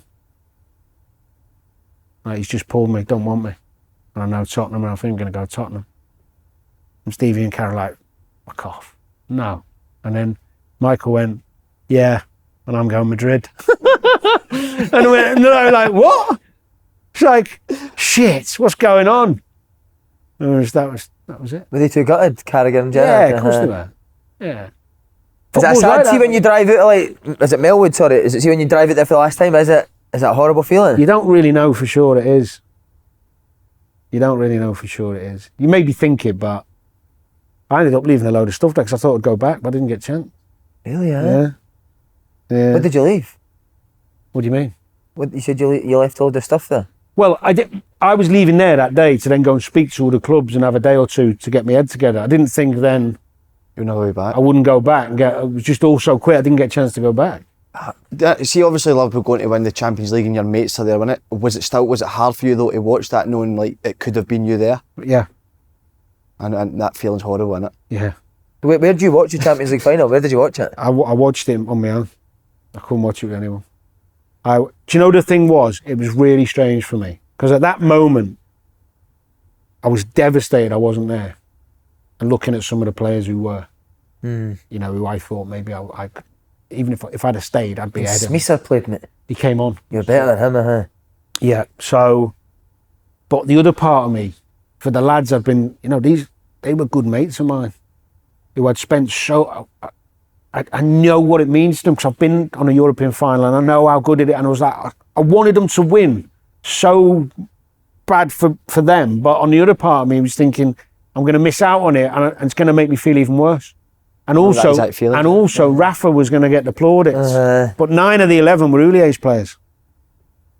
You know, so I think 8 or 9, maybe 10, at least 9, because Alonso played and Garcia played, didn't he? Yeah. Because they're the 2 who come in. I mean, to be fair, when he said bringing Alonso and Garcia was a bit like, He's fucking top, isn't he? Fair enough.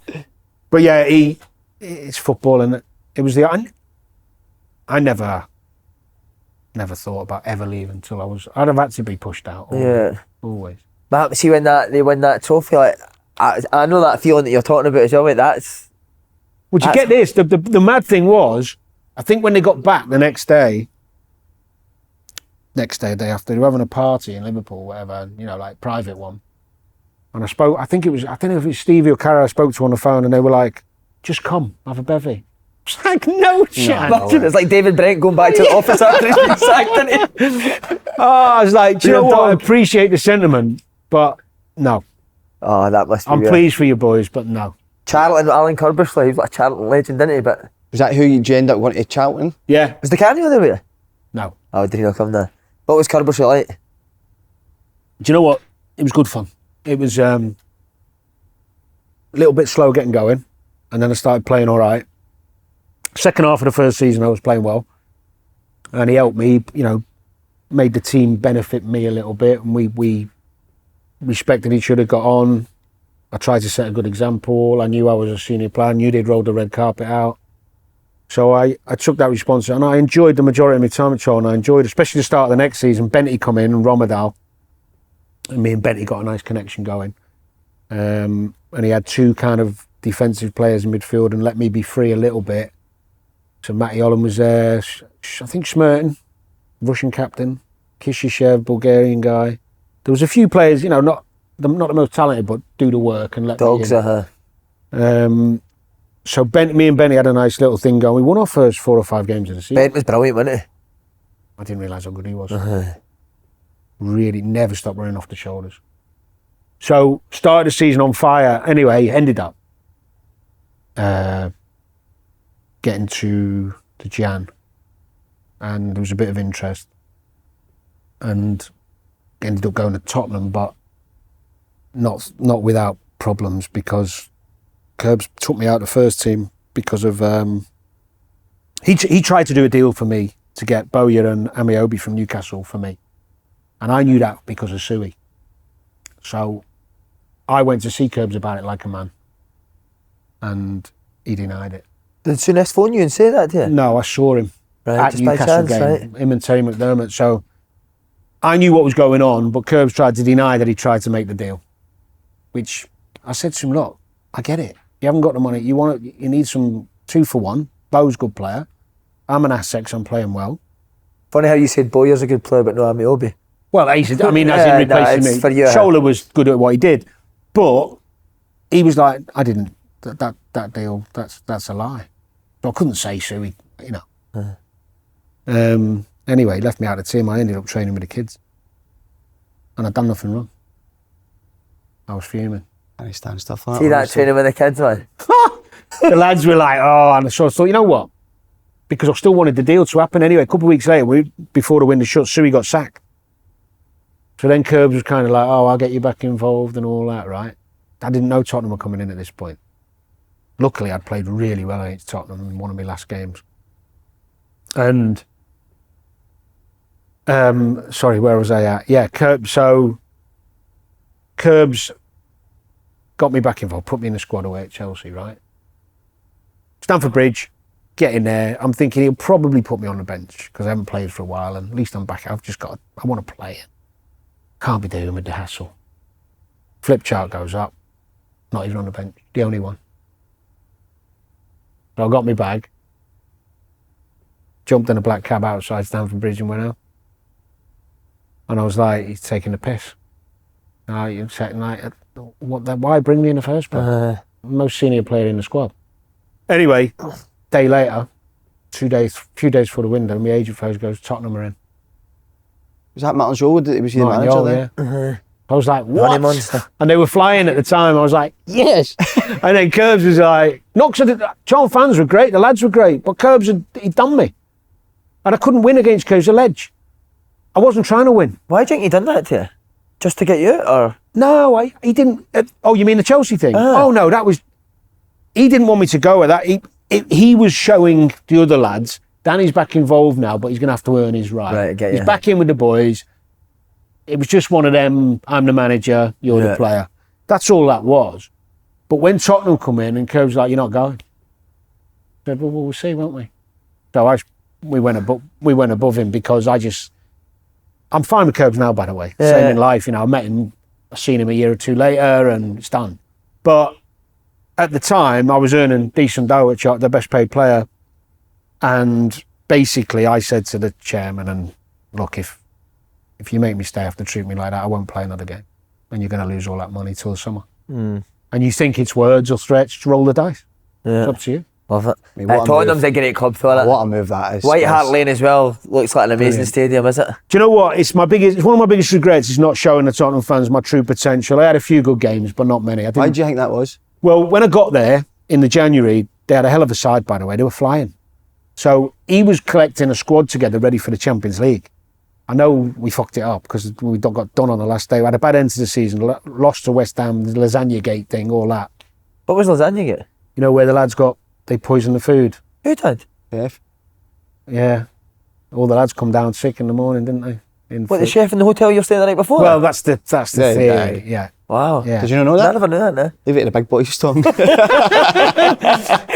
So we've gone Tottenham, full of great players anyway. Carrick was there, Edgar, Davids, JJ, Tiano, Lenny, Keane. There was loads of good players. Really good squad. What was Davies like? Sorry, just to interrupt there. Crazy.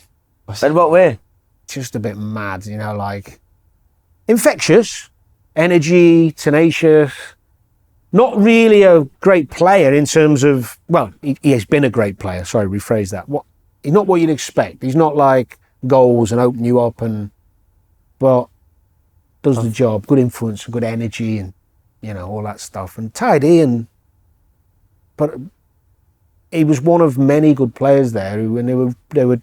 So I got there, and basically didn't really get many starts because they were winning. And then we messed up the Champions League thing. So obviously there was I don't know whether there was a thing in the hierarchy about how the squad's going to be trimmed or who's going to come in, and all those decision-making changing a little bit. But me and Martin, we hadn't really got off on the right foot because I was a bit, at that stage of my career, I was a bit like, you've brought me in, like, give me... I'm not playing. Yeah. Yeah. Respected it and give it anyway. Anyway, then my dad got unwell quickly and I didn't speak publicly about it. I didn't really overthink it, I just didn't. So I was basically out of it for a couple of months that I spent with him. And then I did have one spell in the team where I started about, 8 or 10 games. Funnily enough, the last game my old man saw me play, I started for Tottenham at Anfield. Oh, amazing. Yeah. Amazing, man. Mad. Weird how it goes. See in the Liverpool end of Tottenham? Tottenham. But it didn't matter. I got a standing ovation of the Liverpool fans when I come off. Man, that's anyway. amazing. It's great for your dad to see that, innit? But yeah, so I had a little run. I only got one goal. I didn't start at me, but I had a little spell where I did all right. And then because my dad, I can't blame it all on mine because external factors, you know, I thought I was fit again when I come back from my dad being, and mine was great when my dad was unwell, to be fair. There was never any pressure. Yeah. But when I got back and you think you're fit and you're probably not up to the level, and in the end, did 18 months and it was time because they'd moved forward without me and so that was a little regret that I hadn't shown my best there. Do you know what I mean? Was Carrick top? Yeah. Love Carrick. So calm. The only thing he lacked, I say lacked, it wasn't really him. I don't think he could have done it if he wanted, but he wasn't someone who'd ever go and smash you or, you know, impose himself on you. He'd do it in a more strategic way. Just keep... Like nick the ball, but he was... Yeah, he'd read you really well. And Two-footed. Yeah. So two-footed. What was Big Mido like?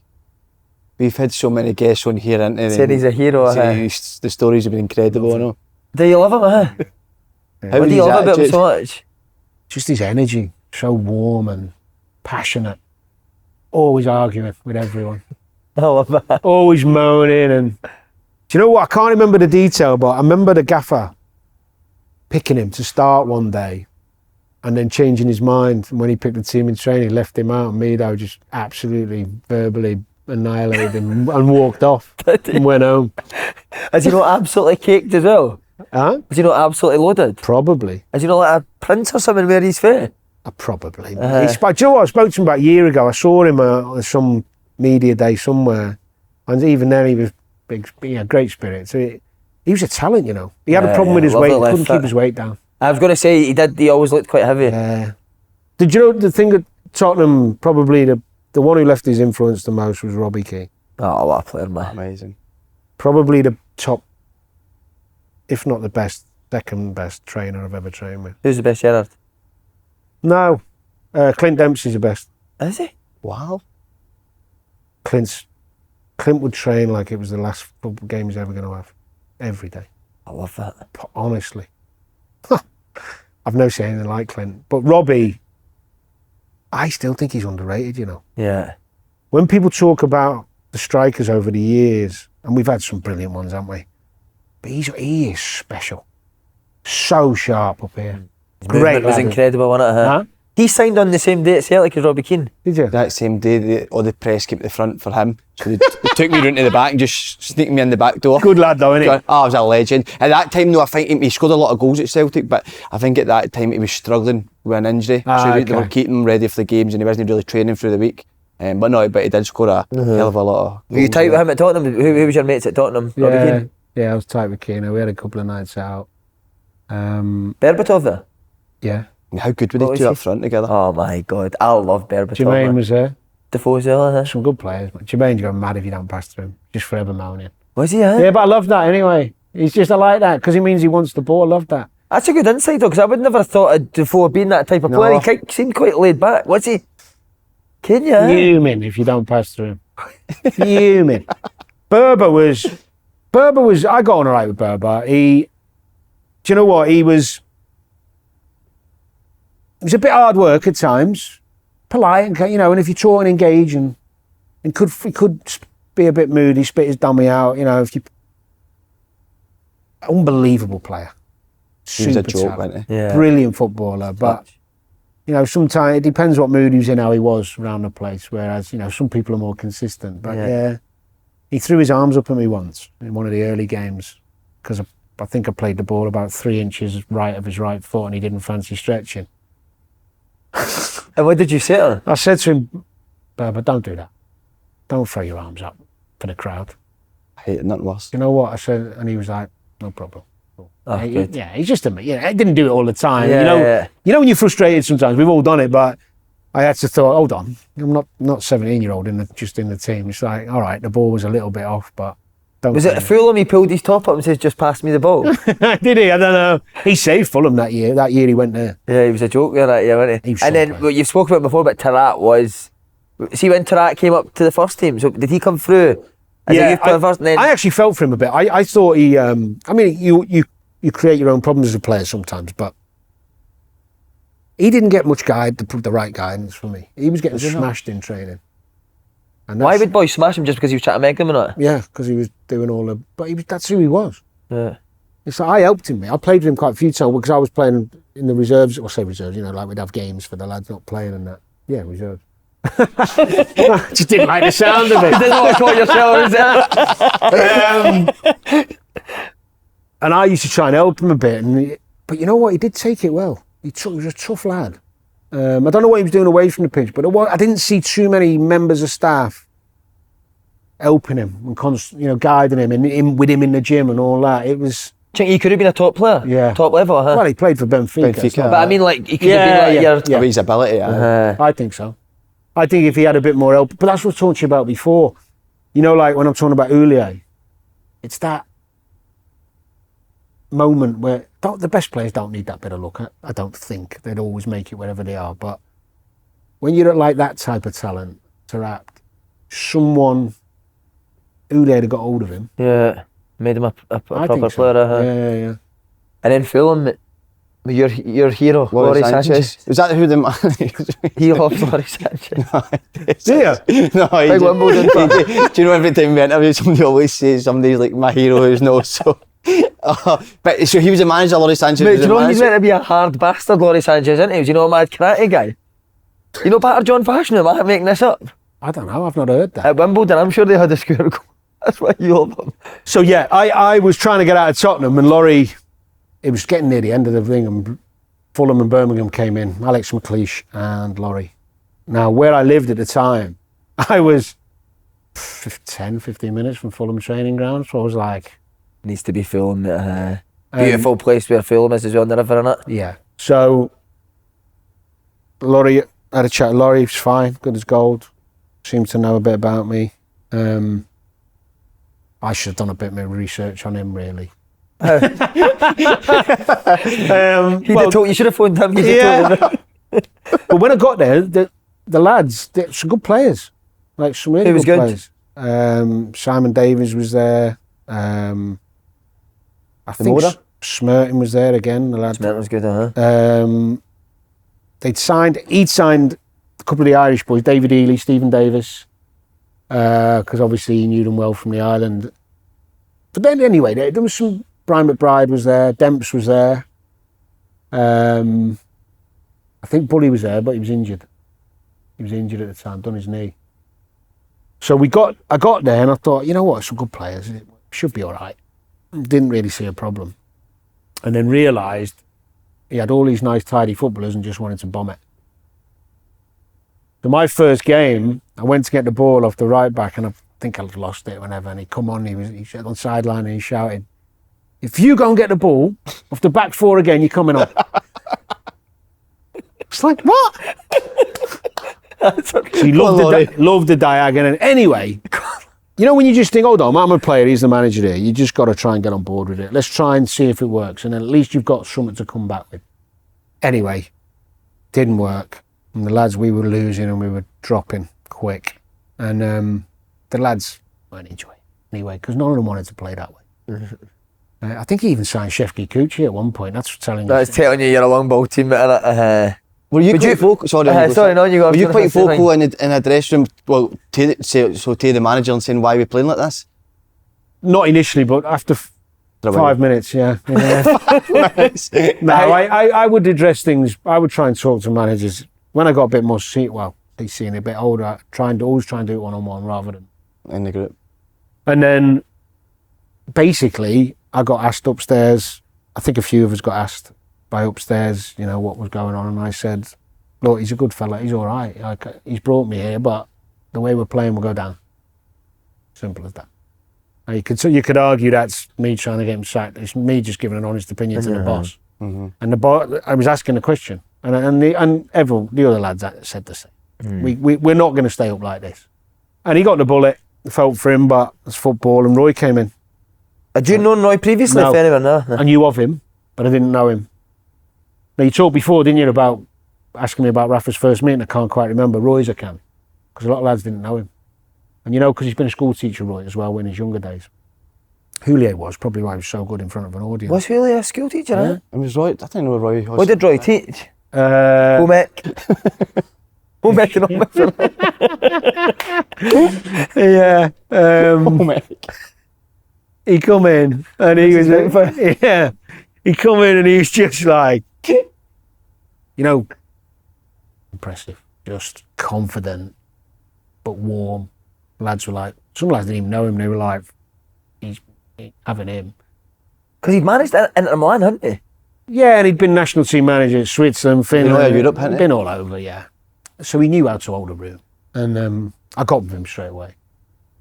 And yeah, we started slow. He wanted us to play, not stupidly overplay, but enjoy to play and a few little patterns. But he was more about structure. And then we did that season with them, the Great Escape, gave us the platform to then go on. You scored the goal that kept Fulham in the league?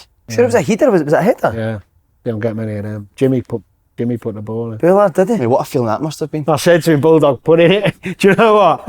I don't really go. I meant to ring the edge of the box. And I knew we had to win. And I'm sure we all had about a 30% cut in our contracts. When we went down, I thought, that can't happen. I better get in the box. I'm joking. I was like, fuck that. Jimmy, put it in. Did you take to Bullard straight away? Or was it, because he's that type of character, is it when you first go and going, who's this? Yeah, I was a bit wary, yeah. Well, yeah, Just thought clown initially. What was he doing to make you think that? Well, even when he was injured, he'd be bouncing about like Zebedee, you know, like just coming in and, great lad. And I've said this before, and I don't mind repeating it, because there was a lot of people who were pivotal in that Great Escape, the manager being one. Yeah. McBride, myself, a lot of us played well and played all the games. But when Jimmy came back, he was the reason. He was the reason. We'd have not stayed up without Jim. He was the main reason. In terms of what his character about the place or how he played on the pitch? Both. Both. Because he scored worldy free kick to beat Villa. He scored a worldy free kick to get a draw at Blackburn. Not a goal as well, but I can't. Maybe there wasn't another goal, but put the ball in for my header. Played well at Man City when we come back from 2-0. Like, so much of he influenced but off the pitch. When there was any days of, this is hard work, we're going to struggle to stay up and all, Jim would just lift the group. Always doing mad stuff. But he just, not even, I don't think consciously coming in thinking he had to do it. It's just who he is. He's got energy, he's got warmth, he's not an overthinker. It's like, we're here today, let's enjoy, you know. He did have his to-dos with Roy, of course he did. I was going to say that, how did Roy take to that? Initially, it wasn't, Roy and Jimmy didn't clash as much in the Great Escape. It was more the beginning of the next season. You know, they did clash on occasion, but because Jimmy was influencing it so much, even Roy knew the good outweighed the bad. So they weren't at each other from it because he was making a difference. Yeah. Jimmy, look, I've said this before and I've told him to his face and he won't mind, well, he'll probably like what I'm going to say. Jimmy didn't, I think, did we talk about him at the top? We've spoke for a while, haven't we? Did we talk about him at the top? Yeah. Jimmy had the ability to be a better player than he was. And he doesn't know that. He doesn't believe that, but he did. It's only his, again, I go back to the same thing, if someone had got him at a young age. He probably doesn't get enough credit, the Bulldog, does he, for the career, like the player he was? Well, he didn't do that much, really, when you break it down, if you compare to someone else. Aye. But I'm talking about training with someone, seeing what they can and can't do compared to players who've won things who don't have his ability, but they got a different tactical nous or a different mindset or a different philosophy on how to be a good footballer. Because being a good footballer ain't all about pinging it about and being good technically. You know, you've got to fit into a team, you've got to know your place sometimes, you've got to sacrifice yourself, all those things. And he'd never been given that coaching ability. You know, someone hadn't given him that help. Yeah. I was helped to acknowledge, like Liverpool. I knew I could. Houllier said to me, and I missed it out before, he said to me, look, you can be a regular in this team and have a really good impact, but not in central midfield. So get that out of your head. And if you want to play central midfield, you might as well leave. Go someone else. So I thought, right, how am I going to be a right or left midfielder? Mainly on the right, because I'm not a winger, not quick enough. How am I ever going to? And he said, you're just going to have to get really fit, understand the position, get forward from there, get inside, do your bits. We'll have more width on the left, blah. But if you want to do it, that's what we'll do. And I thought, but he helped me. Do you know what I mean? Jimmy never had that. What's the funniest thing you've seen him do? God, that can say on here. Jimmy, funny. He's probably, I don't know if you've heard, the best one he did before every game was the old Billie Jean. Yeah. Oh, every week. Especially on the run into the staying up. You know, tension, you'd have the meeting, you could see some of the lads big, tension again, we got to win, we got Jim. Someone would always give the wink, and Michael Jackson, Billie Jean, Jim, shorts up, middle of the, do a full render dancing, Amazing. do the moonwalk, do all that, all this business. The lads would just, it'd go from any fear, any concern. In fact, next time you're with him, put Billie Jean on, he can't help it. You don't even have to ask him.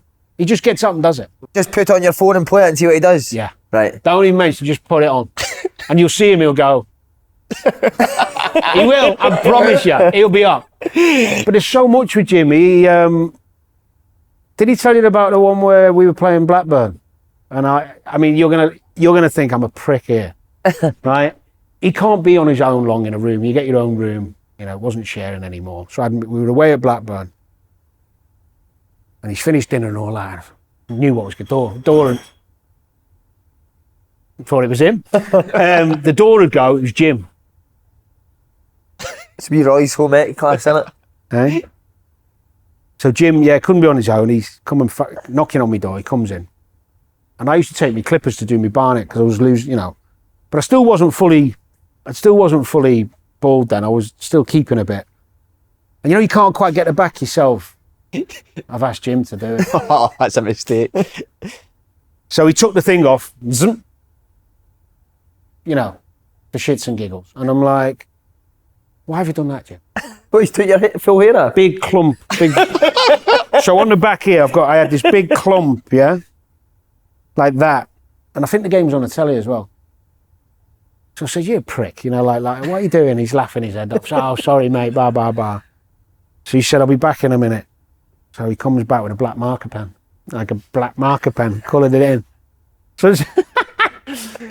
So if you ever see the footage of his free kick at Blackburn, right, we didn't fall out about it, but I think I'd come off for somebody. I don't know if I got a knock or whatever. I'd come off and I was on the side and we were 1-0 down. And Jimmy scores the free kick. To make it up, he comes running all the way over. I come down and he just jumps on me and we have a big hug, and that was his way of apologising. Amazing, man. Oh. So did you play that game with black marker on your head? Yeah. That's genius, man. Oh, that's amazing. So how can you go for sort of the great escape, staying up, and then next season, Europa League Final, beating Juventus on away? Can you remember that, right? But is it the fact that Hodgson knew European football so well, did that help? I could be talking with a shite here. I don't know to do it. Tactically, he was very good though, wasn't he? Yeah. We made brilliant signings that summer. So before we got into Europe, we finished 7th in the Prem. We didn't go from staying up to going into Europe. So when we finished 7th, we'd signed Schwarzer, best keeper I ever played with. Was he? Oh, it's only his lack of tech with his feet that stopped him being one of the best.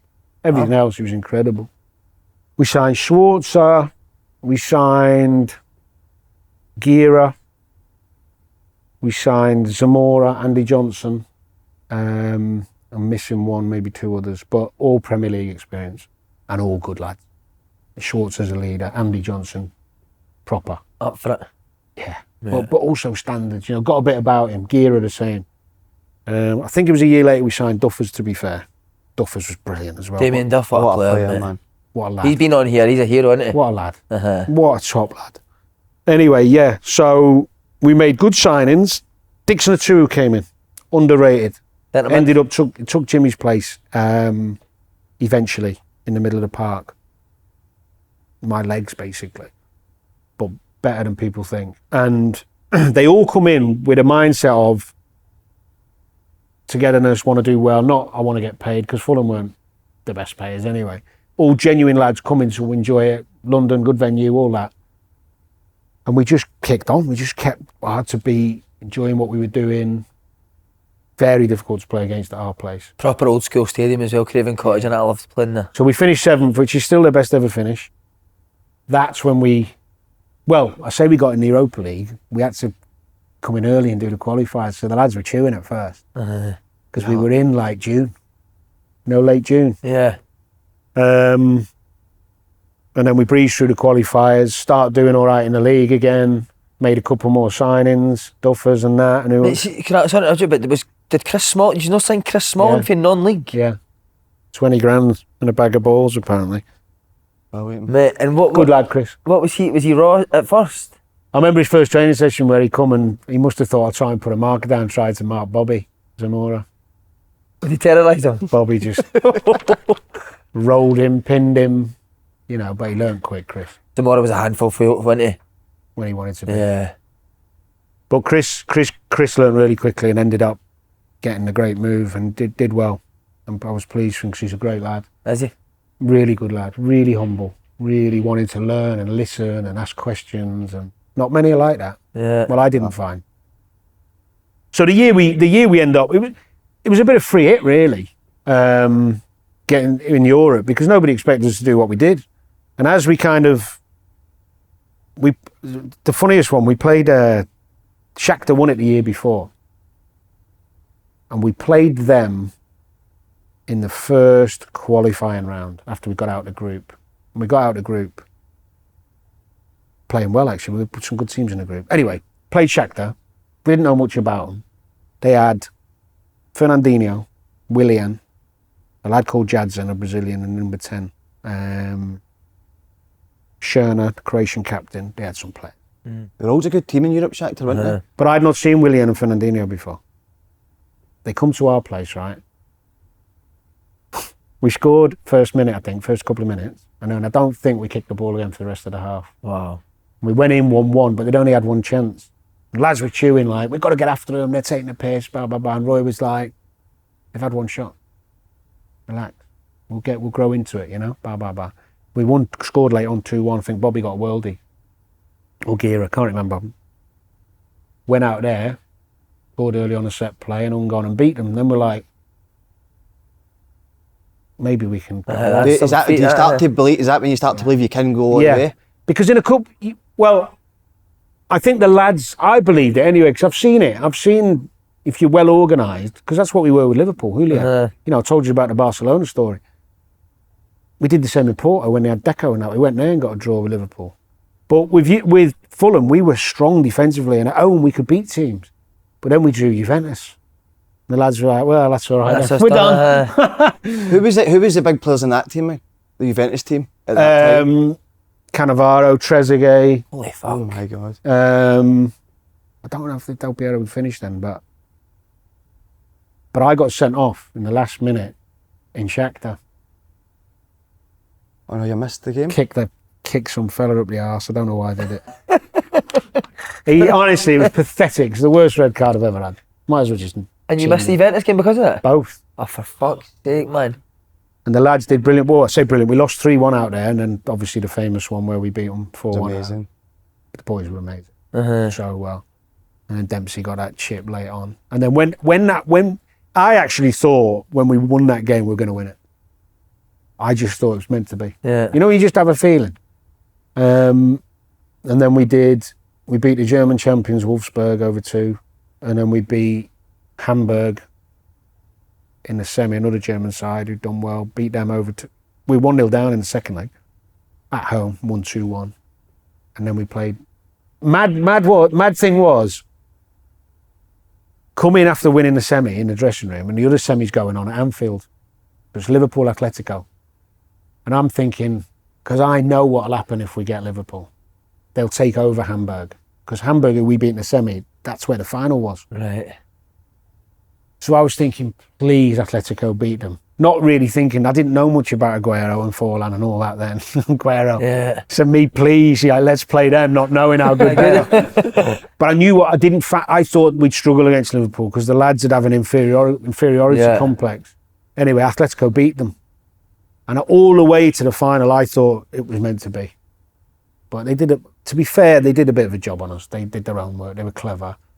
And we were 2 minutes away from pens. And it was a lucky goal as well. It bounced off angle and it was an own goal in the end. Would that have been the lowest moment of your career? Not the lowest because you get to a final, but the most you've disappointed to her? I was captain, wasn't I? Yeah. I wanted to lift it, but it was a horrendous feeling. Do you know what? We didn't...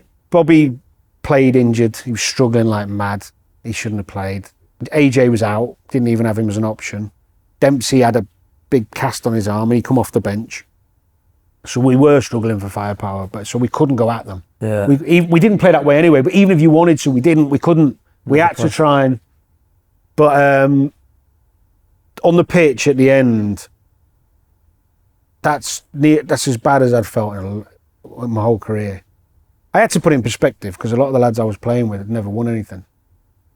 And I wanted to wallow in my own self-pity. I felt like the emotion coming on, thinking, don't you cry, you knobhead. Like, there's lads here, you're the captain.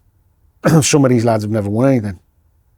So I had to try and Strong. Pick them up a bit, you know? Because what have I... So 1, 2, 3, I think 4, 5 finals, lost 1. So... Not bad going to her. No, you got to put it... You know, it's hard in the moment to put it in perspective or context, but it's a horrible feeling, mate. See, just on Duff, have you seen his interviews now as the Shelburne manager? A few, yeah. He's genius, mate, isn't he? He is, isn't he? I never thought he'd be that type of guy. He's gone even more Irish, though. Oh, has he? He's trying to understand him's murder. He's he's proper personality over there, isn't he? Mate, he's seemed always like a quiet guy. He always talks up the league and all that, didn't he? He's always had banter, Duffers. Did he, Yeah. Was he a funny guy, Yeah, just wait. Just timing. He'd be quiet, listen, bam. Yeah. Good as gold, Duff. Yeah, finished your career at Blackburn, Danny, and then tough decision to retire. What age did you retire at? I think I was 36. I retired reluctantly, actually, because I was supposed to do 2 years at Blackburn, and I actually went there with really good intention of getting promoted, as the club did. They spent a lot of money on trying to get the right players in. We ended up a few injuries early on in the season. Leon Best did his Crewe shirt. Kazim Richards had a medial or lateral ligament problem. We ended up with 5 managers that season. It became a bit of a shit show. Wow. And I ended up leaving. Was that the Venkies, mate? Yeah. Remember that season, It was sad, really, in lots of ways, because the intention was good. And I went there with good intention. Of course, there was people saying I went there just to get paid and all that. I've never done that in my life. I mean, I took a pay cut to go from Charlton to Tottenham. You know, that's not me. I've never chased a dollar. I mean, Fulham fucked me about and treated me like a prick when I left. Did they? Yeah. What? In what way? They were wanting to get the older... They offered me half the money I was earning when I'd missed two games the season before. And then when I decided to go somewhere else, they then said, "Oh, we'll give you the contract." And I was like, "I've already shook hands somewhere else." You know, they're just twats. Just, you know what some people are like in football. Doesn't matter what you've done for them. That's what we're going to say, especially what you've done. Yeah. It wasn't just me. They did it to other players. it was harsh because I didn't get to even say goodbye. The Fulham years, 5 years there, you know, me and the fans, we got on so well and we had such a great time, and I didn't even get to say. But you know what? It is. They know the stories now. But Blackburn, yeah, it was disappointing. And I thought I had, don't get me wrong, that championship season, I struggled near the end of it because I played all the games at the beginning of the season. Then we were having injuries and I was still doing 2 games a week at 35, 36. So I was going to struggle. Yeah. And we didn't have everyone fit. So we were struggling as a team. I was struggling a bit. Would the Venkies get involved? Like, would you see them day to day? No. Never? No. But they had their own people involved. Right. It was not a good time, really. And then I had a bit of a, what do we do next? And basically I started doing the media, got asked to do some media, enjoyed it, still enjoy it, found that I could talk shit quite well. You're good on match of the day, mate. Your analysis is really good. And I love football, but I wanted to coach. That's what I wanted to do. See, just before you got that, what was it? Did you remember the day you decided to retire? Was it a game or was it just an end of season thing? I think probably I didn't decide, but I remember the game at Leicester in a midweek. I played the weekend, went to Leicester. They had Harry Kane and Chris Wood up top, young lads, but they had Drinkwater in the middle of the pitch who ran me ragged, and I'm thinking, who the fuck's this?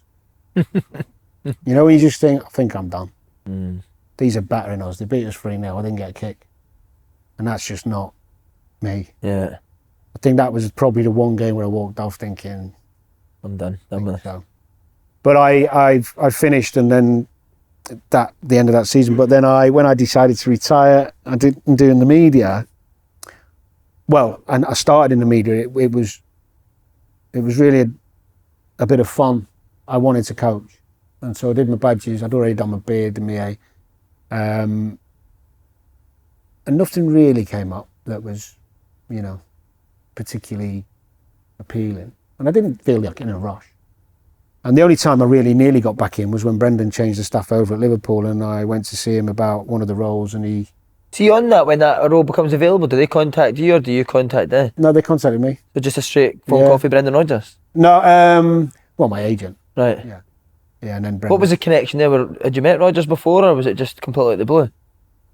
I hadn't met him before, but there was a couple of guys at Liverpool who knew me, who were still working there, who recommended me, I think. I think Alex Inglethorpe was one. Just kind of a bit, you know, it's a bit like players, coaches now. If you know someone well and you recommend them, the manager might have a look at him and have a call. And yeah, but Gary Mack got it, which was fair enough. Great choice, legend, great guy, done a lot in the world of coaching. So after that, well, Brendan got sacked a few months later, ironically, so I'd have lost my media work, and then probably been out of work again, because you know the inconsistency of coaching, and or the jobs, the lack of them, really. Good jobs where you. How was the meeting with Rodgers? Was he quite impressive? Yeah, he had an aura present, but I've seen a lot of managers, you know. Yeah. I think he's done well. What he did at Leicester was really, really good, and I think. He knows what he's doing, knows what he's talking about. I've heard the stories, some of the funny ones where, you know, but... Did he show you his Gucci belt? Hey, show me what? His Gucci belt. Have you heard that one? No, he didn't. Yeah. No, thank God. Danny, you're absolutely flying at the media. Would you ever give management a bash? No. I think I've missed the boat on that now. Yeah. I mean, I would. And I do a bit of coaching at the kids level, 15s and that, for my boys' team and a few others, and I love it. I do enjoy it. It's I don't know how to explain, but you feel like you're giving back, and the lads, especially the younger lads, they do, because I initially didn't want to train young lads because it's, you know, you feel like you're above it, to be honest. And actually, when you see them develop and you can see them listening and it's the best feeling, isn't it? It's good, isn't it? Brilliant. So I do that now for fun. The media stuff I've really enjoyed the more I've got into it and relaxed. The hardest thing with media is not for ex-players and stuff, it's not knowing the game, it's being comfortable on the camera. Yeah. And condensing things. You know, like match of the day, you might have 5 minutes, you know, us three could sit here now and talk about Arsenal City, couldn't we? But on match of the day, you're doing it in 3 minutes between you, 4 minutes max. So you might miss something, or you might not get a point across. You've got to try and the audience is so spread. You've got 6-year-old kids and 19-year-old football lovers sat at home, and you've got to be careful not to be too over tactical and too complex but not too simple, where you're sitting at home going, well, I know that. Yeah. And that's the talk sport with you, Simon Jordan and Jim, that's magic, that. Because what's so hard about, I think, that is people are phoning up. Simon Jordan I think you're really good at, like, even competing against him in there. How much do you need to prep for if you're going to be on with somebody like Simon Jordan? Because he does just throw things at you, doesn't he? He's very clever, isn't he? No, I see I don't prep radio stuff. I mean, you've got 3 hours on there to talk about loads of topics, and because I watch so much football anyway, it's already in here. Now, if I miss a game, of course, I might do a little quick what's going on in it, but I don't miss many. In terms of prepping for Simon, interrogating you or being inquisitive about your views, they're generally football stuff that I've already got in here anyway, so I don't need to prep. And I've worked with him a long time. He brings the best out in you, because he'll pull you up when you're talking nonsense, and that's what you want. Yeah. Hey, I always wonder this about Talksport as well. Do you all go out after the show? Do you go for a few beers? Have you ever had a beer with Alan Brazil? I've had a few with Al, yeah. Is that a good date? Not a long one, not a heavy session. I've never tried to out drink. I did a couple of podcasts with him a few years back now, where we had a few wines while we did it. But yeah, I mean, he can put it away. Yeah. But no, I've never took him on. I'm not stupid. Him and Parlour are brilliant. They love it, don't they? Good. Do you know what? The great thing about radio, and there's some great people there at Talksport. Except from O'Hara. James, he's alright. James is a good lad. The great thing about radio is the platform you get to express not just your football opinion, but some personality. Mm-hmm. You know, like doing things like this. Because you'll always have someone who, if they only watch you on TV or that format, they might think, oh, you're a boring or whatever. You know what I mean? Yeah, don't of you? course. Whereas the radio, you go off on tangents. You end up talking about things you're doing in your life or your kids or something that happened last night, whereas you don't do that on Match of the Day. Football, you know what I mean? See your first match of the day, is that nerve-wracking? Like your first appearance on Match of the Day? I'll tell you a quick story. So the first time I got asked to do it was the opening day of the season. So it must have been about 2000, I think it was 13, 14, can't remember. So I was like, yeah, I'd love to do Match of the Day. What great show, what amazing show. I'll have a go at that, yeah. See how it is, why not? It wasn't like a contract offer, it was just come and do it. Uh-huh. So I got there, watched the game, started learning how to do what. I can't even think of what I was on with, but it doesn't matter. And might have been Alan Hansen. It was either Hansen or Shearer. Anyway, watching the games, you get to the night, you get ready, you put your gear on, makeup, and you kind of know what game we're doing when, who's doing what. And then I'm sat in the chair, quite relaxed actually, a bit like this. The chairs are a bit like this. And you put an earpiece in, so you've got... You're talking to? Yeah, well, one guy, director, in your ear. And just before the music plays, you know, the iconic music and all that, you're feeling a little bit of a dab on. And he goes, because it was opening day, opening weekend, he said something like, big one tonight, boys. Let's make it a good one. Probably 7 to 8 million. Oh, wow. No. You know, in your ear. Next thing, I'm all over the place. You know, like the credits start, and I'm in the chair like,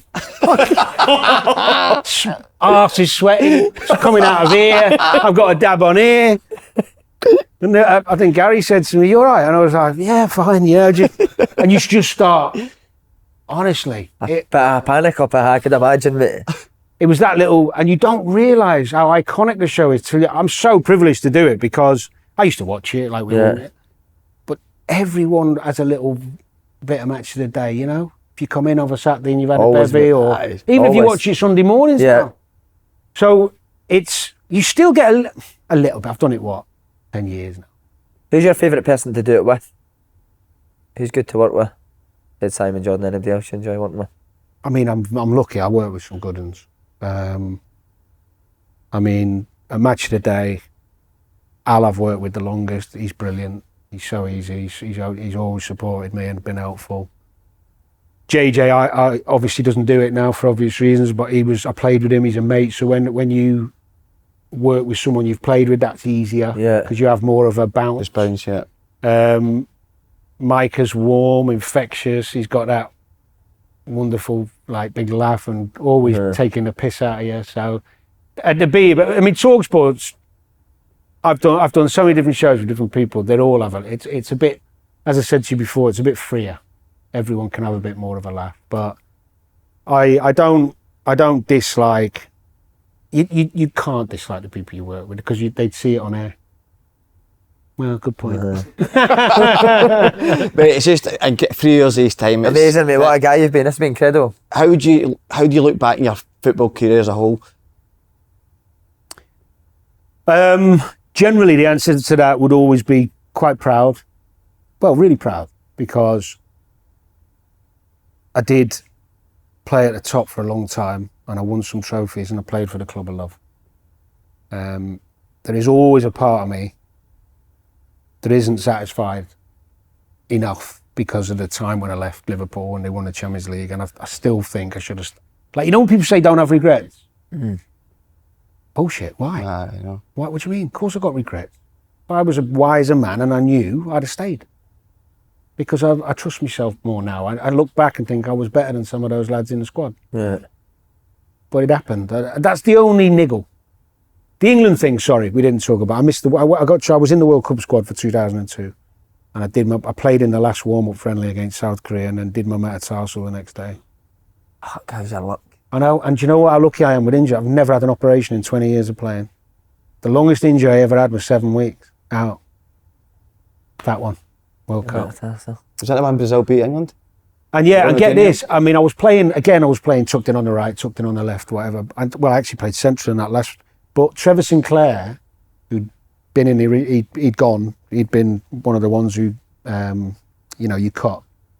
When I got injured, he come. And he ended up playing. You know what? Didn't you remember that on the left, wasn't it? Can't have it all, can you? Danny Murphy, Can't have it all. what a What a guy. legend, Danny. Thanks so much, mate.